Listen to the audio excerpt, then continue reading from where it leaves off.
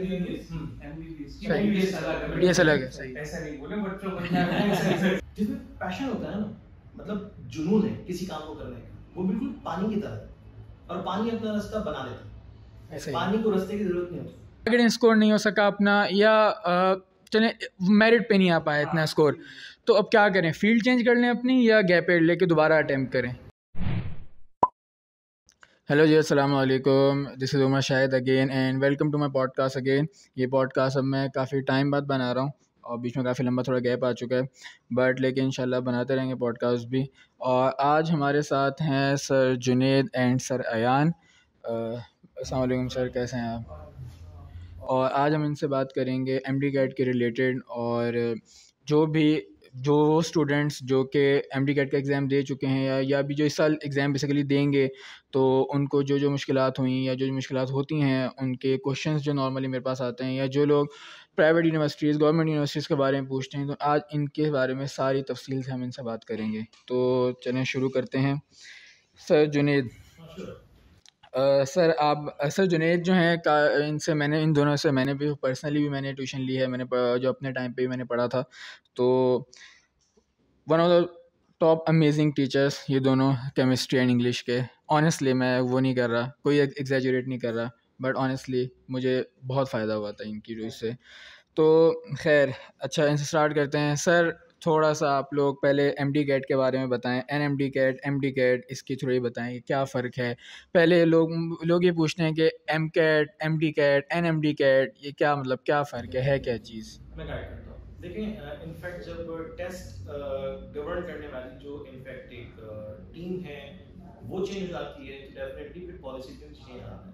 2021 में हमने देखा कि पीएमसी ने इनफैक्ट टेस्ट कंडक्ट किया, और 2020-2021 में इनफैक्ट पीएमसी के तमाम तर जो रूल्स एंड रेगुलेशंस थे, पॉलिसीज थी, उसको बड़ा स्ट्रिक्टली फॉलो किया गया, और जिसकी वजह से एक नेम हमें सुनने को मिला, नेशनल एमडी कैट। बिकॉज वो टेस्ट ऐसा था जो 2 सालों में हुआ, वो पूरे पाकिस्तान में एक ही तारीख में एक ही टेस्ट कंडक्ट किया गया, तो उसको इनफैक्ट नेशनल एमडी कैट का नाम दे दिया गया। अब जिस टेस्ट को कंडक्ट बच्चे कर रहे होते हैं, वो डेफिनेटली उनके लिए बड़ा ही फ्रूटफुल साबित होता है।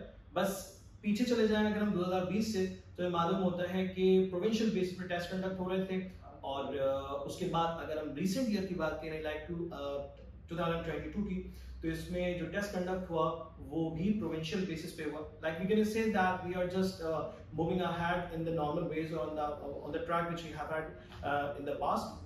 So let's see what happen in the future. But दो डिफरेंट टेस्ट पॉलिसीज थी जिसको हमने देखा। बहुत सारी चीजें इसमें डिस्कस की जा सकती हैं, मगर एनी हाउ दोनों के अपने अपने बेनिफिट्स बच्चों को मिले। बहुत सारे बच्चे इन टेस्ट में कामयाब हुए, बड़े अच्छे नतीजे उन्होंने हासिल कर लिए, और माशाल्लाह से बड़े ज़बरदस्त और वेल रेप्यूटेबल मेडिकल कॉलेज और यूनिवर्सिटीज में उनका एडमिशन हो सका। दोनों में ही ये सिलसिला रहा। अब आप चाहे आप उसे नेशनल एमडी कैट वाली स्कीम और एक पॉलिसी के तहत देख लें, या फिर आप रिसेंट ईयर की पॉलिसी के तहत देखें, तो उसमें सक्सेस रेशियो हमें देखने को मिला बच्चों के पास। सही। अच्छा, इसमें मैं एक एडिशन करूंगा। एमकेट और एमडीकेट में टेस्ट पैटर्न में डिफरेंस था। जैसे कि जब एमकेट कंसीडर किया जाता था उसे हमारे प्रोविंस में, तो उसमें 100 क्वेश्चंस का एग्जाम होता था, और जब वो एमडीकेट में या एनएमडीकेट में कन्वर्ट हुआ 200 क्वेश्चंस पे हो गया, और अब उसमें नेगेटिव मार्किंग है। ठीक है, पहले एमकेट में नेगेटिव मार्किंग थी। सही है। एमडीकेट में नहीं।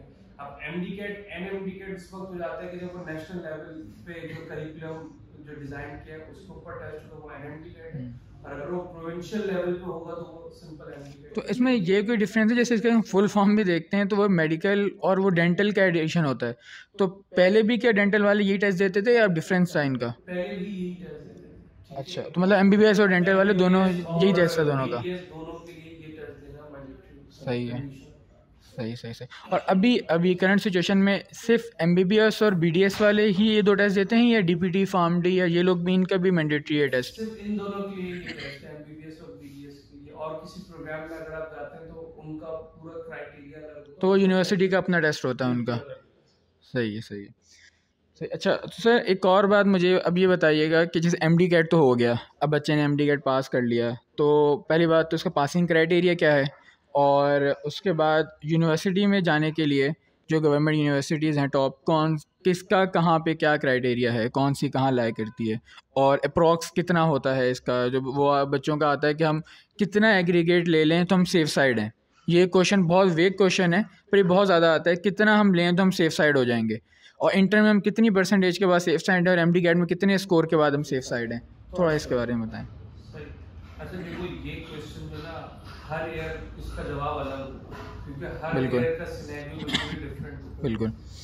एटलीस्ट आपको इंटरमीडिएट यानी कि जो भी आप इंटर बोर्ड से एग्जाम दे रहे हैं, फेडरल बोर्ड से दे रहे हैं, टीयू बोर्ड से दे रहे हैं, ए लेवल से दे रहे हैं, उसकी इक्विवेलेंसी आपकी कितनी होगी? एटलीस्ट ठीक है, आप 80 अबव परसेंटेज रखते हो। 80 बिलो के आप बहुत ज्यादा, जैसे बोलते हैं ना, रिस्क फैक्टर मान लेते हैं, आपकी सेफ साइड स्टार्ट होती है 80 प्लस को। अब वो अगर आप 85 86 ले आए तो आप एक सिक्योर फेज में आ रहे हैं। सही से। अब जो टेस्ट है एमडी कैट 200 क्वेश्चन, उसमें आपको कोई 200 आउट ऑफ 200 स्कोर नहीं करना, उसमें एक सेफ स्कोर स्टार्ट हो जाता है अबव 170। ठीक है, अगर आप 170 प्लस स्कोर कर रहे हैं, आपकी 84-85 परसेंटेज इंटरमीडिएट में अपने 12th लेवल स्टैंडर्ड में है, तो आपका एक एग्रीगेट सिक्योर एग्रीगेट। अब इसमें फिर बच्चे के जहन में ये आएगा कि मिसाल के तौर पे कि 84 बिलो जिसकी है वो मतलब क्या एडमिशन नहीं ले सकता, ऐसा नहीं है। मैंने अपने सामने ऐसे स्टूडेंट्स को देखा जिनकी 78 परसेंटेज थी, 77 परसेंटेज थी इंटरमीडिएट में, और वो मेरिट पे एमबीबीएस में एडमिशन ले चुके हैं। तो क्या होता है कि अगर आप अपने इस इंटरमीडिएट वाले फेज को ज्यादा अच्छा परफॉर्म नहीं कर पाते, ज्यादा अच्छा स्कोर नहीं कर पाते, तो फिर आपका सारा जिसे बोलते हैं बर्डन बढ़ जाता है आपके टेस्ट स्कोर।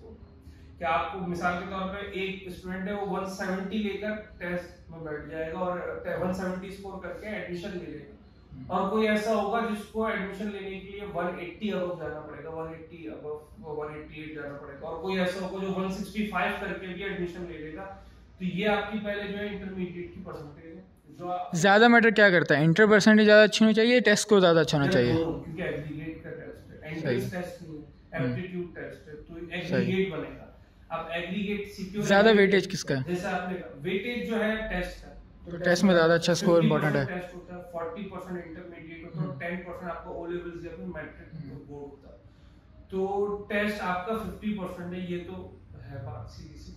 अब उसमें जैसे कि आपने बोला कि कौन सा एग्रीगेट सिक्योर है, तो एग्रीगेट अप एंड डाउन होता रहता है, टेस्ट के ऊपर डिपेंड कर रहा होता है कि भाई टेस्ट मुश्किल आया आसान आया। तो जैसे होता है ना थ्रेशोल्ड हाई हो गया, थ्रेशोल्ड डिक्रीज हो गया, तो थ्रेशोल्ड अप एंड डाउन होता रहता है, लेकिन एक सेफ साइड के लिए, क्योंकि नंबर ऑफ यूनिवर्सिटीज जो हमारे पास है उसमें जो सीट्स हैं, अब नंबर ऑफ यूनिवर्सिटीज मुंह से निकल गया, चंद यूनिवर्सिटीज में हमने जो है स्टूडेंट्स को अपने आप को एकोमोडेट करने की कोशिश करती है।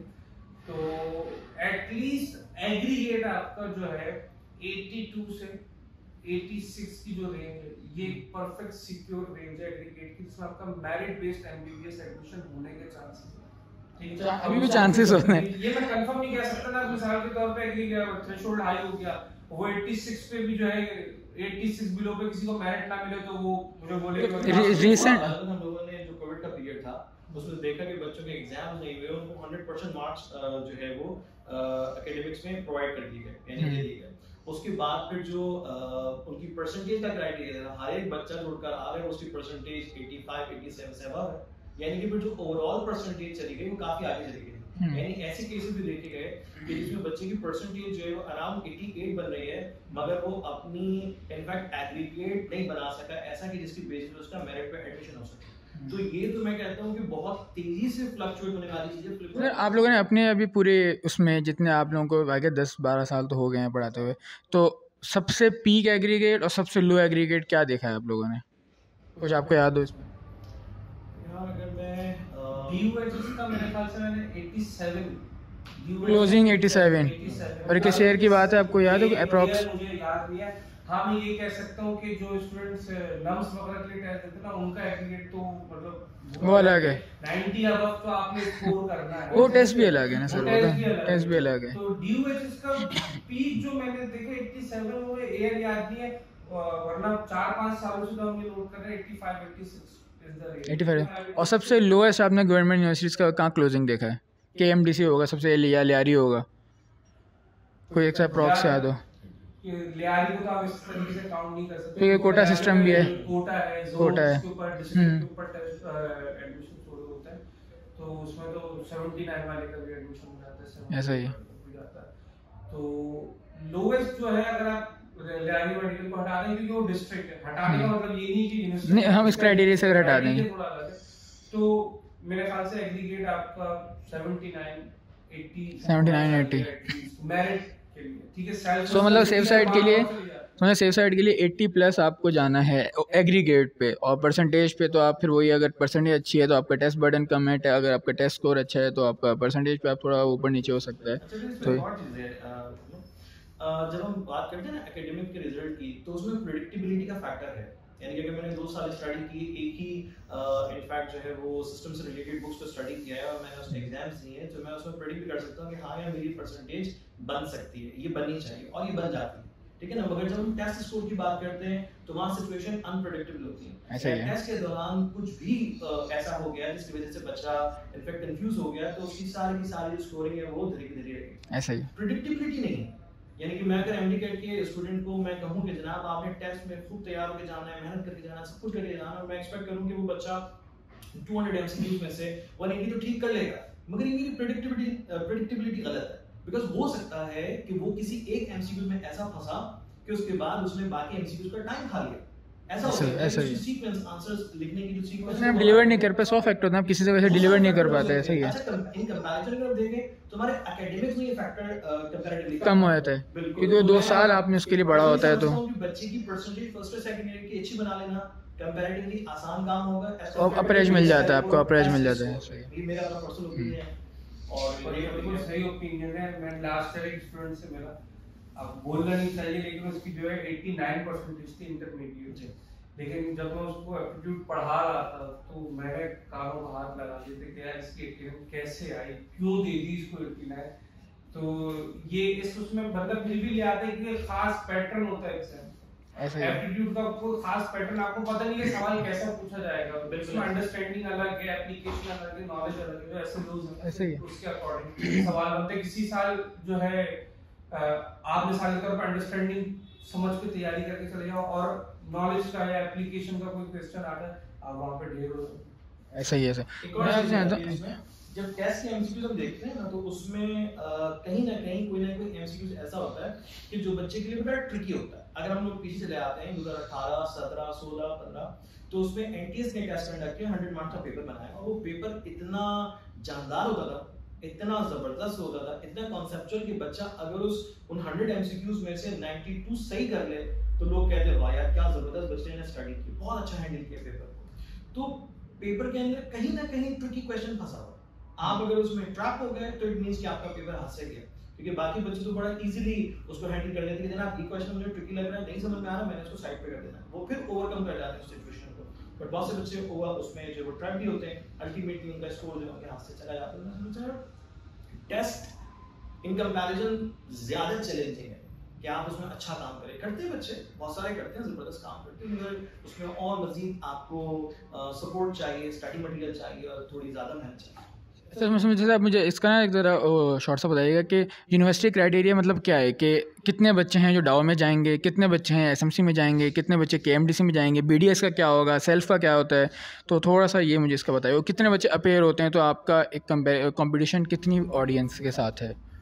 ये कंपैरिजन तो मैं कहता हूँ कि बिल्कुल ऐसा कंपटीशन या ऐसा कंपैरिजन है कि जिसको अगर मैं सामने रखूँ आपके तो बड़ा अजीब लगेगा कि यार अगर 15,000 बच्चे टेस्ट में अपेयर होते हैं तो जो मेरिट पर पब्लिक सेक्टर में जो सीट्स हैं वो अराउंड 650 हैं, यानी कि तमाम एमबीबीएस की ओवरऑल बीडीएस मिला के 15,000 बच्चे टेस्ट के लिए बीडीएस अलग है, सही ऐसा नहीं बोले बच्चों को आपने सही करेक्शन कर दी। 650 सीट्स हैं और उसके जो टेस्ट दे रहे हैं वो थाउजेंड्स में, तो अगर आप एक सीट के ऊपर भी कंपटीशन निकालें तो वो 20-25 बच्चों का कम से कम बन रहा है, जो बड़ा टफ है।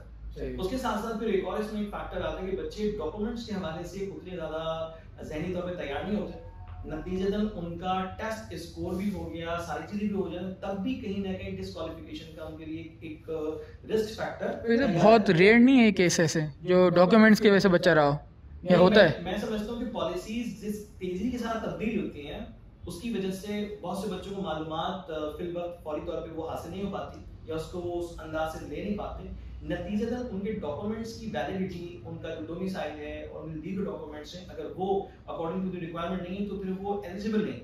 इवन उन्होंने पूरा साल मेहनत की है और शायद कैसे भी किसी न किसी तरह से अपेयर हो गए, मगर उनकी एलिजिबिलिटी नहीं बन पाती उस रीजन में, उस प्रोविंस में। तो ये एक चैलेंज है। अच्छा, डॉक्यूमेंट का ये मैं कह सकता हूँ कि डॉक्यूमेंट में एलिजिबिलिटी कम होना है बढ़ना एक अलग बात है, लेकिन डॉक्यूमेंट का जो प्रेशर आता है ना कि भाई डॉक्यूमेंट सबमिट करवाने, ये वाला डॉक्यूमेंट वो वाला डॉक्यूमेंट, एग्जैक्टली, उसमें बच्चे के पढ़ने का टाइम कम है। सही है। तो बेहतर ये है कि जिस दिन आपने फैसला कर लिया है ना कि आपने एमडीकेट देना है, ठीक है, वो 11th स्टैंडर्ड में आपने फैसला कर लिया कि 12th के बाद मैं एमडीकेट के ड्यूरिंग 12th जो है एमडीकेट दूंगा, तो आप उस दिन से अपने डॉक्यूमेंट्स रेडी करना ऐसा करना शुरू करना है।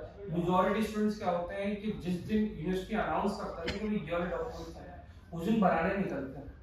उस दिन जो फिर वो जो ऑफिसेज जो मैं क्या बोलूं कि डिफरेंट ऑफिस जहां पे डॉक्यूमेंट डेफिनेटली होते हैं, वहां पे लाइनें लगी हुई होती हैं, 2-2 हफ्ते में भी वो डॉक्यूमेंट्स नहीं बन रहे होते, जो मेरे ख्याल से 2 दिन का भी काम है। ऐसा ही ऐसे। अच्छा, उन डॉक्यूमेंट्स का इतने वो घूम रहे होते हैं, उनको पढ़ने का टाइम नहीं।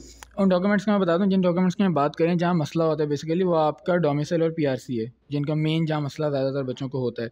और बाकी जो डॉक्यूमेंट्स हैं वो आपकी सर्टिफिकेट्स हैं बेसिकली, जो कि आपका मैट्रिक सर्टिफिकेट हो गया, आपका इंटर सर्टिफिकेट हो गया, या आप OA लेवल से हैं या फेडरल जिस बोर्ड से भी आप आएँ तो वो उनके सर्टिफिकेट्स हो गए। ओरिजिनल सर्टिफिकेट्स बेसिकली होता है। अगर आप OA लेवल से हैं तो आपके इक्विवेलेंसी सर्टिफिकेट्स होगा। इक्विवेलेंसी सर्टिफिकेट बनने में टाइम लगता है, तो वो आप पहले से टाइम पर बनवा के रखें जैसे ही आपका रिजल्ट इशू होता है।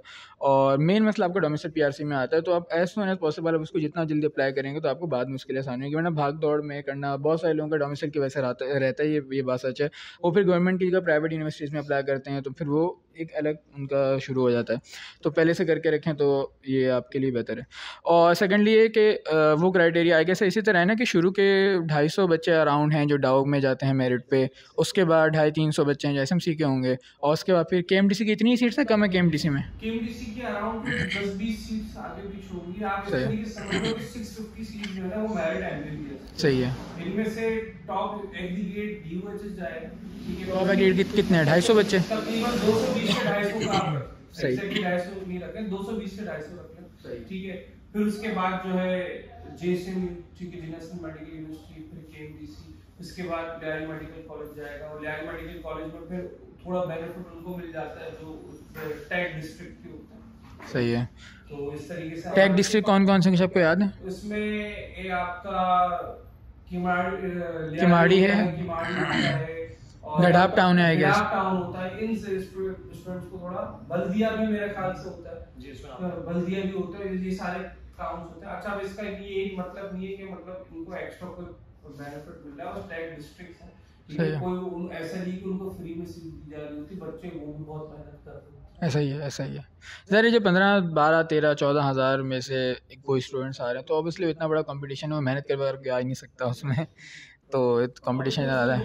लाइक अगर टेस्ट है उसमें आपकी एबिलिटी, आपके स्किल्स चेक होंगे, उसका कोई सेकंड रूट नहीं है, शॉर्टकट नहीं है कि जनाब फलाना जगह से पर्चा निकल गया, जैसा होता है ना हम लोग सुनते हैं जी, मैट्रिक या इंटरमीडिएट एकेडमिक्स में कि जनाब पर्चा लीक हो गया, पेपर लीक हो गया, और ऑलमोस्ट दुनिया भर में पूरे पाकिस्तान में WhatsApp पे सबके पास मौजूद है शुरू होने से पहले, और फिर जो क्वेश्चन जो ऑलमोस्ट मैच कर रहे होते हैं ये सब हम लोग देखते हैं कि जनाब पे टीवी ऐसा ही है, जैसा होता भी।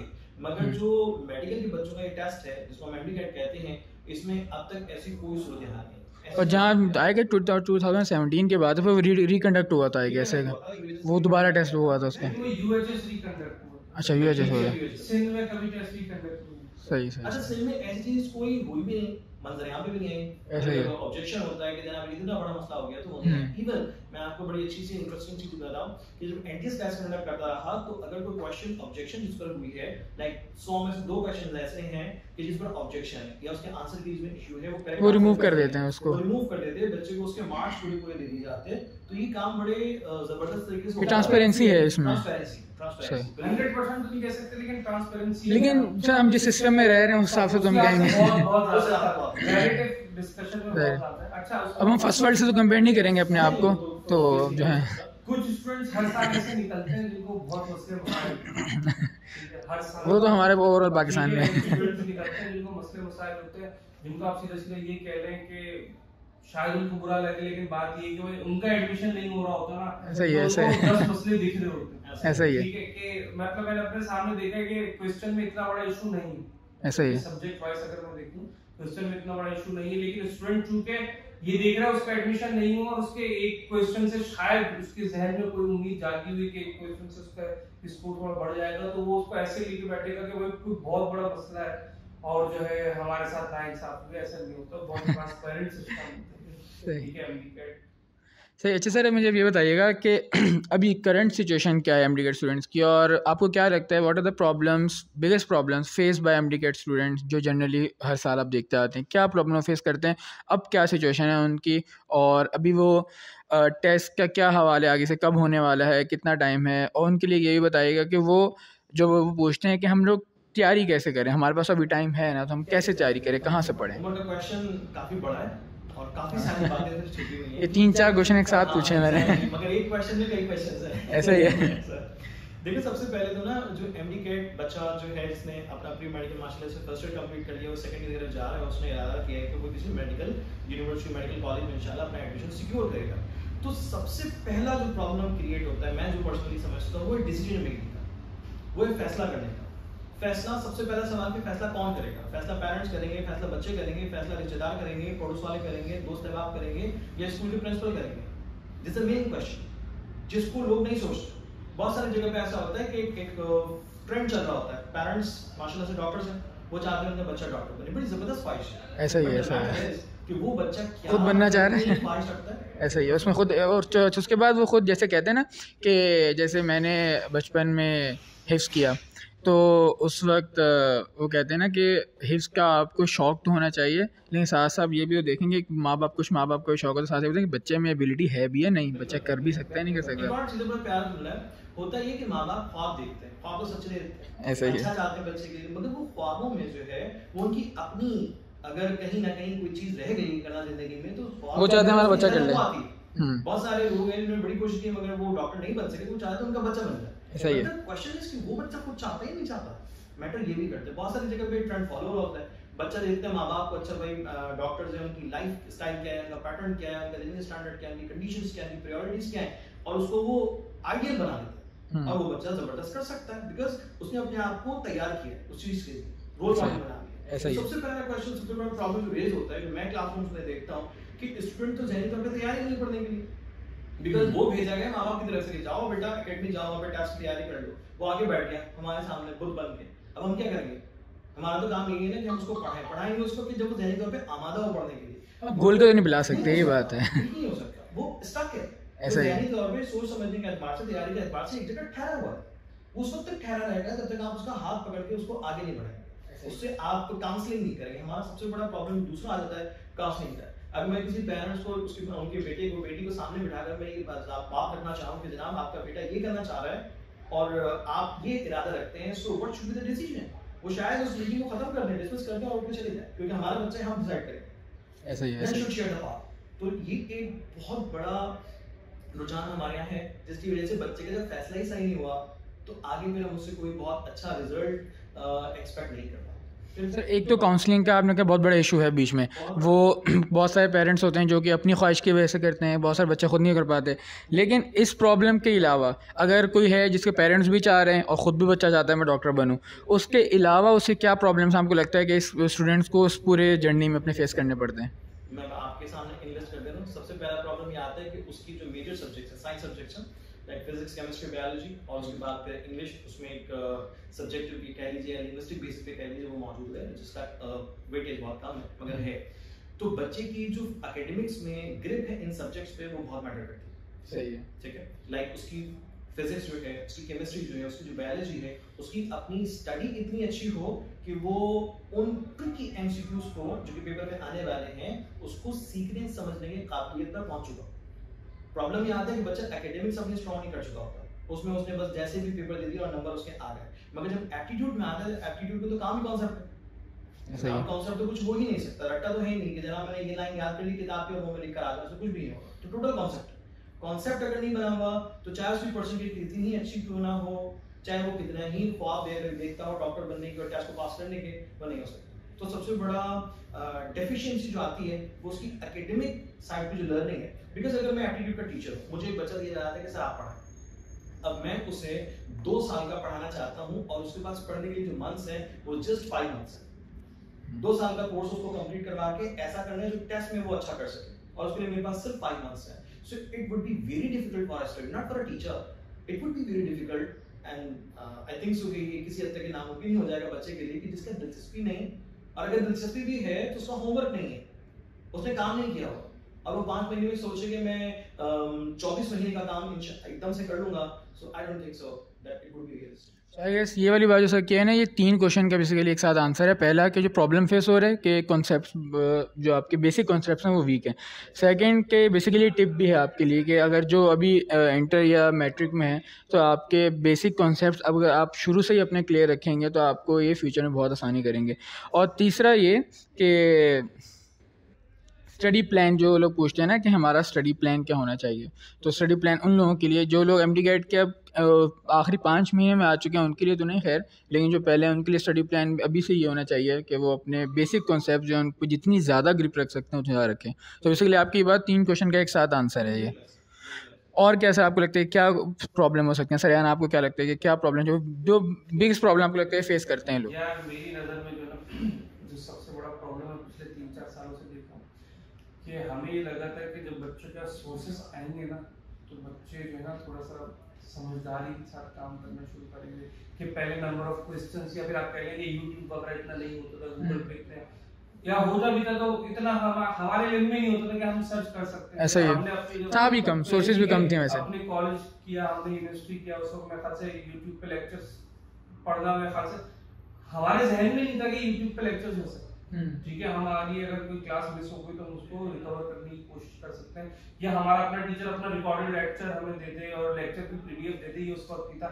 आज मैं अपने बच्चों को अपना लेक्चर पढ़ाने के बाद उसको पीडीएफ सेंड कर देता हूँ, ठीक है। और उस पे भी बच्चे जो ना जब एप्टीट्यूड होने वाला था उसके 1.5-2 महीने पहले बोलते हैं सर वो सारे पीडीएफ आप दोबारा सेंड कर देंगे, मुझसे इतने बीच में मिस होगा तो मैं दोबारा क्या देखूं कि क्या क्या मिस है, आप सारे ही सेंड करते हैं। ऐसा भी होता है। तो अच्छा एक इशू ये है कि इतनी ज्यादा सोर्सेज हो गई कि बच्चा सॉर्ट आउट नहीं कर पा रहा कि क्या करना है क्या नहीं। Sir but it's kind of very subjective ना कि इस चीज़ से तो कुछ लोग हैं जो बहुत फ़ायदा उठाते हैं क्योंकि ये तो बहुत ईजी भी हो गया ना, तो कुछ लोग हैं जो बहुत फ़ायदा उठाते हैं, कुछ लोग इसका उल्टा नुकसान में चले जाते हैं कि और ज़्यादा रिलैक्स हो जाते हैं। तो काइंड ऑफ सब्जेक्टिव नहीं हो जाएगा? ये सब्जेक्टिव तो है, लेकिन आप ये भी तो देखो ना कि ये चीज़ जो है ना अफेक्ट तकरीबन तमाम स्टूडेंट्स पे करती है, चल एक को छोड़ के, कि जब हर किताब में इंटरनेट पर हर तरीके के क्वेश्चंस अवेलेबल है। क्योंकि एप्टीट्यूड देखो मेरा ये मानना है, मेरा पर्सनल मानना है, हो सकता है मैं गलत हूँ, कि आपकी जो है नॉलेज जितनी भी हो, अंडरस्टैंडिंग जितनी भी हो, आपने प्रैक्टिस करनी है।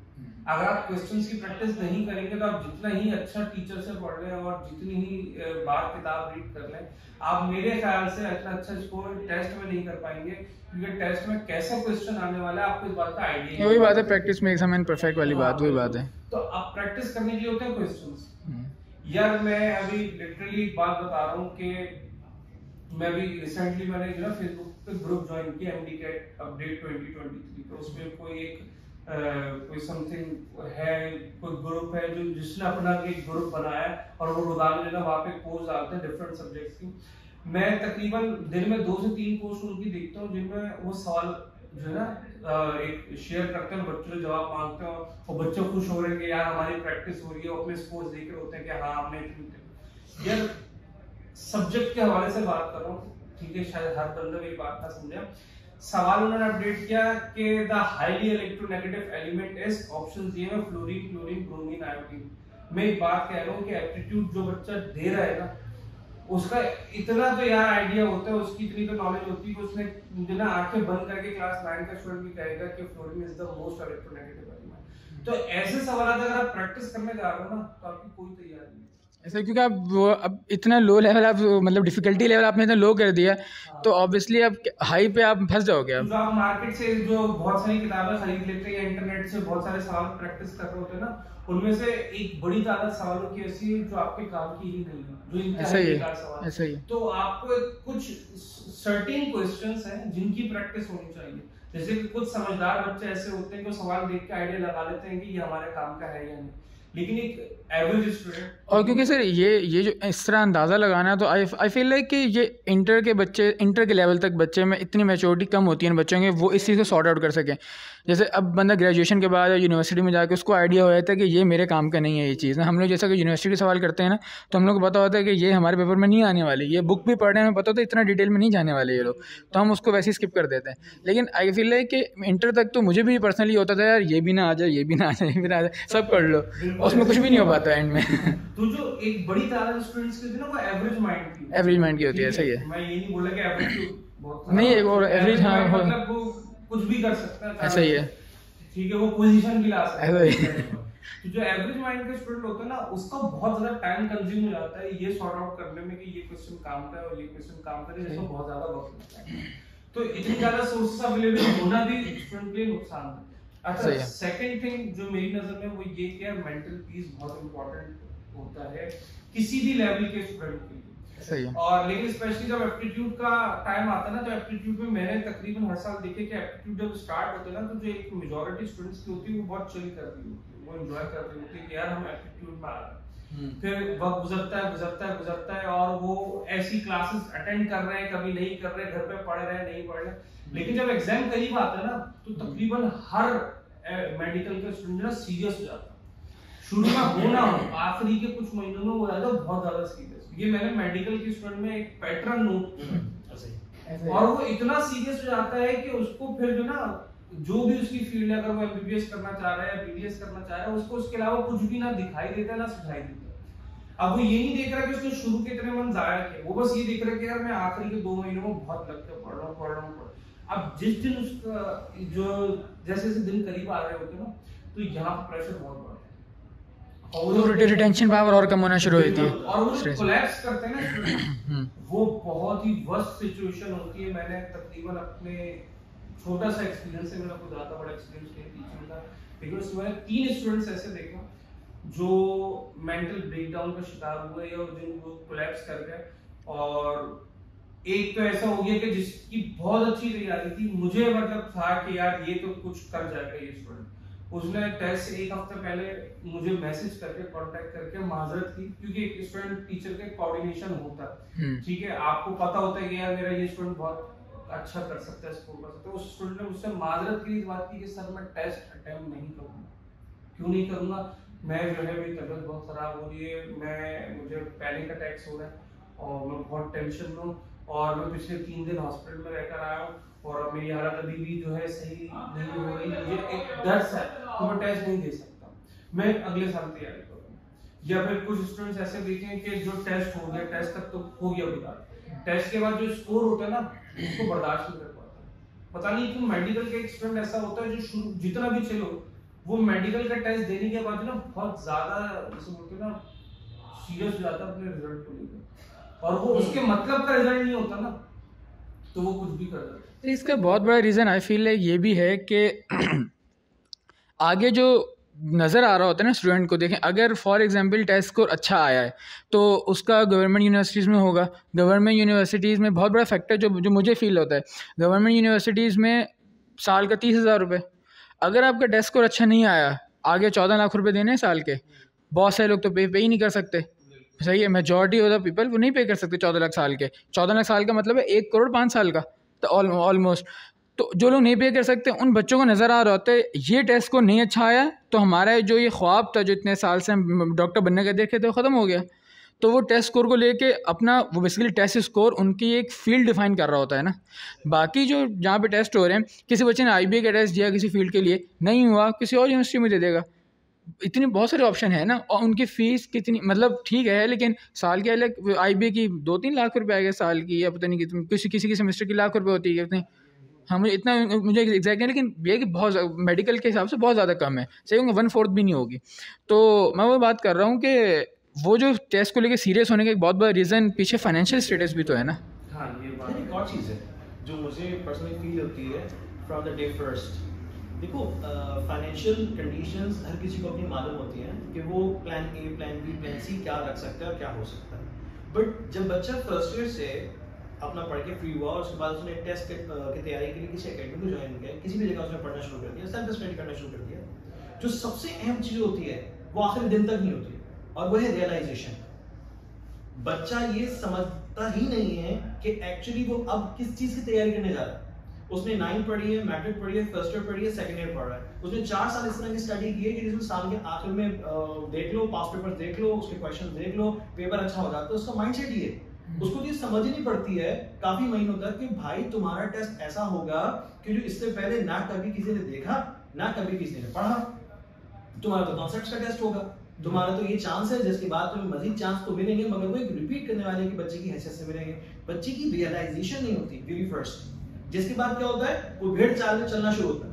ठीक है, जिस तरह से रिवर चल रहे होते हैं वैसे वो आगे हाँका जाता है, वो पहुंच जाता है आखिरी से, जहां वो सोचते हैं मेरी तैयारी कितनी और टेस्ट कितने हैं, अल्लाह पास कराएगा।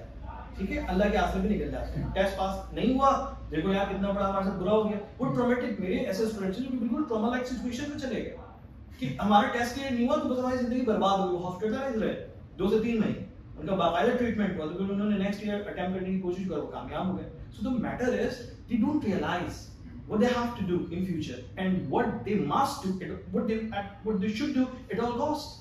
वो नहीं realize होता। At the end of the day कामयाबी मिल गई तो वाजिब आप बल्ले बल्ले हो गई, और अगर कामयाबी नहीं मिली है तो देखो हमने तो कहा था। और फिर इसमें सबसे बड़ी प्रॉब्लम आती है, मैं कहता हूँ सराउंडिंग को बेहतर करें। बहुत सारे लोग होते हैं, वो रिलेटिव्स भी होते हैं, वो फ्रेंड्स भी होते हैं, वो अनजान लोग भी होते हैं, वो नेबर्स भी होते हैं, जो क्रिटिसाइज करने के लिए सबसे पहले आते हैं। नाकाम अगर कोई हो गया है ना तो उसको नाकामी का एहसास दिलाने के लिए सबसे पहले लोग इकट्ठा होते हैं। मैं तो नाकाम और अगर कोई कामयाब हो गया है तो उसकी टांगे खींचने के लिए वही लोग आते हैं। तो फिर सराउंडिंग सिलेक्ट कर, वरना इंसान कामयाब होके भी परेशान है कि कहीं हसद की नजर ना लग जाए, किसी की नजर ना खा जाए हमें, ये एक सही है। और दूसरा जो नाकाम है वो तो है बात, क्योंकि हर बंदा जो फारग बैठा होता है उसके पास सबसे अहम काम होता है कि दूसरे के ऊपर क्रिटिसाइज करे। ऐसा ही है। दूसरे के ऊपर तनकीद करे। They don't want to know why that man has failed in exams. उसको जानने की जरूरत ही नहीं, वो अपनी कहानियां लेके बैठ जाता है। हमने तो ये किया था, हमने तो ऐसा किया था, हमने तो इतने इतने घंटे पढ़ा है, तो तुमसे तो हम कहते थे भाई पढ़ लो, तुमने पढ़ा ही नहीं, देखो नाकाम हो गए। यानी उसकी लाइफ का चैप्टर वहां बैठे बैठे उन्होंने एंड कर दिया। इसमें ये बात भी होती है कि जो ऐसे लोग होते हैं ना जो क्रिटिसाइज करने के लिए आते हैं, जब आपका एडमिशन हो जाता है ना, ठीक है, तो ये बोलते हैं मुझे पता था इस बच्चे में पोटेंशियल है कि आखिरी के एग्जाम की पढ़ने बैठेगा ना तो ये स्कोर कर लेगा। ऐसे ही, ठीक है, और जब नहीं हुआ होता ना बोलते हैं मैं पहले दिन से बोल रहा था ऐसे तमीज से पढ़ा, तुम तमीज से शुरू से पढ़ा तो शुरू से पढ़ा होता ना तो कर जाता। ठीक है, ऐसे नहीं होते जो है टेस्ट क्लियर ये वो, मतलब अच्छा ये जो टॉक्सिसिटी एक और चीज, इसको क्लियर एक और चीज है। मैं खुद अपनी फैमिली को भी क्रिटिसाइज करूंगा इस बात में कि हम ऐसे लोगों को अपनी सराउंडिंग में स्पेस देते हैं, हम ऐसे लोगों को बाकायदा मौका देते हैं कि स्टेज प्रोवाइड करते हैं कि आप आइए बच्चे के ऊपर क्रिटिसाइज कीजिए, हमारा बच्चा तो नाकार है, बिल्कुल पागल, बिल्कुल फालतू है, आप क्रिटिसाइज करें। सर कुछ जगहों पे मजबूरी नहीं हो जाती, कुछ जगहों पे मजबूरी नहीं हो जाती। अगर आपके क्लोज रिलेटिव ऐसे हैं तो आप वो तो डिस्टेंस तो नहीं कर सकते ना, आप डिस्टिंग नहीं कर सकते, but you should try to change the topic at that moment. आप चार के बीच में बैठ के बच्चे का फ्यूचर डिस्कस कैसे कर सकते हैं, ये सवाल है। आप काउंसलिंग कर सकते हैं, उससे बच्चे का कॉन्फिडेंस पूरा शैटर हो जाता है, वो तो खत्म हो जाता है, बाउंड्री सेट होनी चाहिए। ये मेरा मेडिकल का टेस्ट क्लियर नहीं हुआ, अब मेडिकल का टेस्ट क्लियर होने में मुख्तलिफ रीजन हो सकते हैं, उसकी तैयारी बेहतरीन थी, उसकी टेस्ट अपना चाहिए, कोई भी टेक्निकल फ्लॉ हो गया, लाइक हमने देखा था कि पीएमसी ने जब टेस्ट कंडक्ट किया तो टेक्निकल फ्लॉज आए थे उसके अंदर, तो कोई भी फ्लॉ हो सकता है। So how you can blame him, ultimately आपने उसको खत्म कर दिया। हमने देखा कि मेडिकल की साइड पे जो बच्चे माशाल्लाह से पढ़ रहे होते हैं 3rd ईयर में 4th ईयर में, उसमें सुसाइड रेट क्यों है, सुसाइड का रेट उनमें बढ़ता जा रहा है, बल्कि स्ट्रेस क्यों है, क्योंकि उनसे सोसाइटी बहुत डिमांडिंग है, ओवर डिमांडिंग है, दे वांट ओनली बेस्ट। ऐसा ही जमीन में आप जिस चीज का बीज बोगे आपको फल वैसा मिलेगा। हम बच्चे को उतना एम्पावर्ड नहीं करते और हम उससे एक्सपेक्ट करते हैं कि वो जो है वो 100 में से 100 काम करके लेकर आ जाए, और हमारे बाबा हो जाए, खानदान में फैमिली में बड़ा नाम हो जाए, फला साहब को बताएंगे हमारे बच्चे ने इसको, ये बच्चे के साथ नाइंसाफी है। ऐसा ही है। काउंसलिंग मैं करता हूं जरूरी है, रियलाइजेशन उस बच्चे के लिए बहुत जरूरी है, and then he can manage, then he can plan what he should do afterward. और डेफिनेटली वो उसके नसीब में लिखा है, अल्लाह ताला उसे कामयाबी जरूर देगा, बट बिफोर दैट ये चीजें प्रैक्टिस अगर लाई जाएंगी तो ये काम हो सकता है, वरना वो बच्चा टेस्ट से पहले जो है ना वो कोलैप्स कर जाता है, बच्चा कर नहीं जाता। अच्छा, एक और चीज़ इसमें ये कि मैं कहना चाहूँगा कि जैसे कुछ लोगों के एमडी-कैट स्कोर अच्छा नहीं आता या क्लियर नहीं हो पाता, तो उसकी मैं खुद लाइव एग्जांपल जो मैंने देखी हैं, सब ने आप लोगों ने नाम सुना होगा, आप लोगों ने सब सुना होगा अब्दुल्ला खटक का, अल्लाह उसे जन्नत नसीब करे। उसी की मैंने एक वीडियो देखी थी, उसका एमडी-कैट स्कोर की बहुत ख़ास नहीं था। आएगा 120s में, 130 में, बिल्कुल पासिंग स्कोर में था, लेकिन उसने आगा खान का टेस्ट अपना क्लियर कर लिया था और वो आगा खान में था। तो लाइक आगा खान एक ड्रीम यूनिवर्सिटी होती है लोगों की, तो उसका आगा खान में माशाल्लाह एडमिशन हो गया था। अगर हम इसके अलावा हटा भी दें तो मैं मेरी एक दोस्त है जिसका उसका शुरू से शौक़ था बहुत उसका, लेकिन उसका उसमें नहीं हो पाया, वो फैशन डिज़ाइनिंग में चली गई। और आपको नहीं पता सर आपका नसीब आगे एट द एंड इवेंचुअली वो क्या ज़्यादा पैसे कमा रही हो हमसे वहाँ बैठ के। अच्छा मैं एक बात बताऊँ, मैं at some time I was a MD aspirant, ठीक है, मैंने एमकेट का टेस्ट दिया था और मुझे भी किसी ज़माने में डॉक्टर बनने का शौक था, लेकिन जिस वक्त मेरा स्कोर कम हो, ठीक है, मेरे ख्याल से केएमबीसी में सेल्फ का एडमिशन हो, तो अगर मैं गलत नहीं हूँ तो, बाकी प्राइवेट में एक दो यूनिवर्सिटीज है, मुझे नाम याद है, लेटर लिख कर रखे हैं, संभाल के रखे हैं कि वहाँ पर एडमिशन हुआ था। बात क्या है कि हमें आइडिया नहीं होता कि किस्मत हमें कहाँ लेके जाए, ऐसा ही है, ठीक है। वो अलग बात कि यार अगर मैंने डिसाइड किया है ना कि मैं डॉक्टर बनना चाहता हूँ तो मैं अपना 100% प्रोवाइड करूँ, ऐसा ही है, ये टेस्ट के लिए। अब उसके लिए जो ना बहुत सारे क्राइटेरिया होते हैं, ये होते हैं कि मैं अपने टाइम टेबल सेट करूँ अपने लिहाज से, ऐसा नहीं कि किसी ने मुझे टाइम टेबल बना के दिया, मैं अपने लिहाज से टाइम टेबल सेट करूँ, मैं अपने इंटरमीडिएट या वो ए लेवल्स जो भी है उसमें एक अच्छा स्कोर लेकर आऊँ, फिर टेस्ट के लिए दिन रात एक करके मेहनत करूँ, पढ़ूँ और अपना मामला सही करूँ। लेकिन जहन में ये भी रखना चाहिए कि कोई भी चीज जो है ना हरफ आखिर नहीं होती, कोई भी चीज हरफ आखिर ऐसा ही है। मुझे बहुत शौक था पढ़ाने का, लेकिन शायद मुझे इस बात का आइडिया इतना ज्यादा नहीं था। मुझे बहुत सारे लोग बोलते थे कि यार तुम पढ़ा सकते हो, तुम पढ़ाना, तुम केमिस्ट्री पढ़ाते हो, तुम्हारी केमिस्ट्री समझ में आती है, दोस्त कहते थे, ठीक है। स्टूडेंट आप ऐसा कहते हो नहीं कहते हो वो अल्लाह जानता है, स्टूडेंट तो भगाते होंगे। लेकिन बात यह है कि जब टेस्ट स्कोर कम आया ना तो मेरे फादर की तरफ से मुझे ऑप्शन दिया गया कि भाई ये जो दो मेडिकल यूनिवर्सिटी जहाँ से प्राइवेट मेडिकल यूनिवर्सिटी जहाँ से लेटर आए इनमें से कोई एक चूज करो और वहाँ से परस्यू कर लो अपने मेडिकल का करियर। लेकिन पता नहीं क्यों मुझे एक पता नहीं अंदर से जो ना फील आई कि नहीं यार, मैं जो ना एज अ फेलियर मैंने अपने आप को कंसीडर किया कि अगर मैं यहाँ पे एडमिशन नहीं ले सका ना तो मैं एक फेलियर हूँ, और प्राइवेट में मैं इतना ज्यादा बर्डन अपनी फैमिली पे नहीं देना चाहता, तो मैंने जो ना केमिस्ट्री ऑप्ट की। यानी कि मैं कोई इंजीनियर नहीं हूँ, मैं बाकायदा सब्जेक्ट स्पेशलिस्ट हूँ, मैं केमिस्ट्री मास्टर हूँ। मैंने केमिस्ट्री में मास्टर्स किया, अल्हम्दुलिल्लाह एमफिल किया, एमफिल एंड कर लिया पूरा। तो बात यह है कि मैं सब्जेक्ट मैंने देखा ना तो फिर मुझे एहसास हुआ कि एमबीबीएस के आगे दुनिया थी और उसके आगे भी बहुत ज्यादा अच्छा जो है आप फाइनेंशियली इसको कर सकते हो। सर एज अ मुस्लिम भी हमारा बिलीफ है ना, कुरान की वो आयत है ना जिसका मफहूम है कि एक वो प्लान है जो तुम करते हो, एक है जो अल्लाह खुद करता है, and Allah is the best of the planners. तो ये तो हमारा एज अ मुस्लिम भी इसमें बिलीफ है। तो बेशक बहुत चीज़ें होती हैं जो कि एट द टाइम उस टाइम पे हमें नज़र नहीं आ रही होती, क्योंकि हमारा एक विजन एक बहुत नैरो और क्या कहते हैं मतलब एक वो है बस स्पेसिफाई हुआ हुआ है ना। हाँ, हम यूँ नहीं देख सकते, नहीं देख सकते वाइड स्पेक्ट्रम, ऐसा ही है। तो उसमें इवेंचुअली बहुत ज़्यादा जगहों पे ऐसा होता है कि वो फील्ड आपकी फ्यूचर में जाके, बहुत सारे डॉक्टर भी ऐसे हैं जो डॉक्टर बन गए और डॉक्टर बनने के बाद बस वो एक आरएमओ बैठे हुए हैं किसी हॉस्पिटल की इमरजेंसी में। मतलब इवेंचुअली सर हमारा गोल, अगर मैं एक उसमें बोलूँ क्या कहते हैं उसे, प्रैक्टिकली जैसे हम देखें तो इवेंचुअली जो कोई डॉक्टर बन रहा है, कोई टीचर बन रहा है, कोई इंजीनियर बन रहा है, सब पैसे के लिए बन रहे हैं। हमने अपना पेट पालना है, हर किसी ने पैसे के लिए बन रहा होता है। तो इवेंचुअली अगर डॉक्टर बनने के बाद भी आप वैसे ही बैठे हुए एक जो बिल्कुल नॉर्मल आप आम सा कुछ करके भी मतलब लाखों रुपए साल का महीने का आप कमा रहे हैं या वो कर रहे हैं, तो मतलब आप ये चीज़ बाकी फील्ड से अब ज़्यादा हो सकता था। तो अल्लाह ने आपके लिए वो प्लान रखा हुआ है पहले से कि आप उसमें आपकी नसीब आप कमा लिखा हुआ है। तो उस वक्त वो होता है, वो फीलिंग होती है। मुझे खुद बहुत फीलिंग थी कि मैंने इतना कर लिया और मैं अल्हम्दुलिल्लाह मेरे A-levels के बहुत अच्छे ग्रेड्स थे, तो उसके बावजूद मेरा गवर्नमेंट यूनिवर्सिटी में नहीं हो पाया। मुझे उस वक्त वो फील होता था, ये बहुत ज़्यादा, मुझे भी, हर किसी को होता है, नेचुरल चीज़ है बिल्कुल। लेकिन अब मैं सोचता हूँ ना तो अच्छा, मुझे अब्बू भी कई दफ़ा ये बात बोलते हैं कि मेरा जब प्राइवेट में नहीं हुआ ना तो कहते हैं अल्लाह ने ये रखा होगा कि जहन में कि भाई तुम तो प्राइवेट अफोर्ड कर सकते हो ना, तो जो बंदा नहीं कर सकता उसको ले आओ गवर्नमेंट में तो उससे उसका भी वो बन गया तो मैं सोचता हूँ कि बस अल्लाह का वो प्लान था वो, तो बाद में वो चीज़ रियलाइज़ होती है कि सही हुआ जो भी हुआ, अल्लाह का शुक्र है उसमें। खैर अच्छा सर, मुझे अब ये बताइएगा कि अब फाइनेंशियल कंडीशन की बात निकली हुई है, तो फाइनेंशियल कंडीशन स्ट्रॉन्ग होना क्या कितना कितना लाजमी है इस करियर को परस्यू करने के लिए, एक ये चीज़। और दूसरी चीज़ मुझे ये बताइएगा, एमडी कैट क्या वो लोग बोलते हैं कि क्या ये लास्ट ऑप्शन है एमबीबीएस के लिए, मतलब अगर ये नहीं हो पाया तो और क्या ऑप्शन है हमारे पास, is it the last option? चीज़ तो आपकी फाइनेंस मैटर करती है, इसमें तो कोई दो राय हो नहीं सकते। आप अगर एक प्रोफेशनल एजुकेशन की तरफ आगे जा रहे हैं तो चाहे आप पब्लिक सेक्टर में अपनी स्पेस बना लें या चाहे आप प्राइवेट सेक्टर को इनफैक्ट आप हासिल करते हैं उसमें काम करते हैं, तो दोनों ही एतबार से आपके एक्सपेंसेस तो हैं। और एक्सपेंसेस ऐसे हैं कि जिसको अगर मैं मिडिल क्लास फैमिली के एतबार से सोचूं तो वो उसके लिए मेजर एक्सपेंस हो सकता है। यानी कि एक बाप जो जैसे 4 बेटी हैं, वो चारों बेटियों में से किसी एक बेटी को तो शायद किसी पब्लिक सेक्टर की यूनिवर्सिटी में दाखिला दिलवा कर उसकी फीस पे कर दे, बाकी 3 को नहीं कर सकता।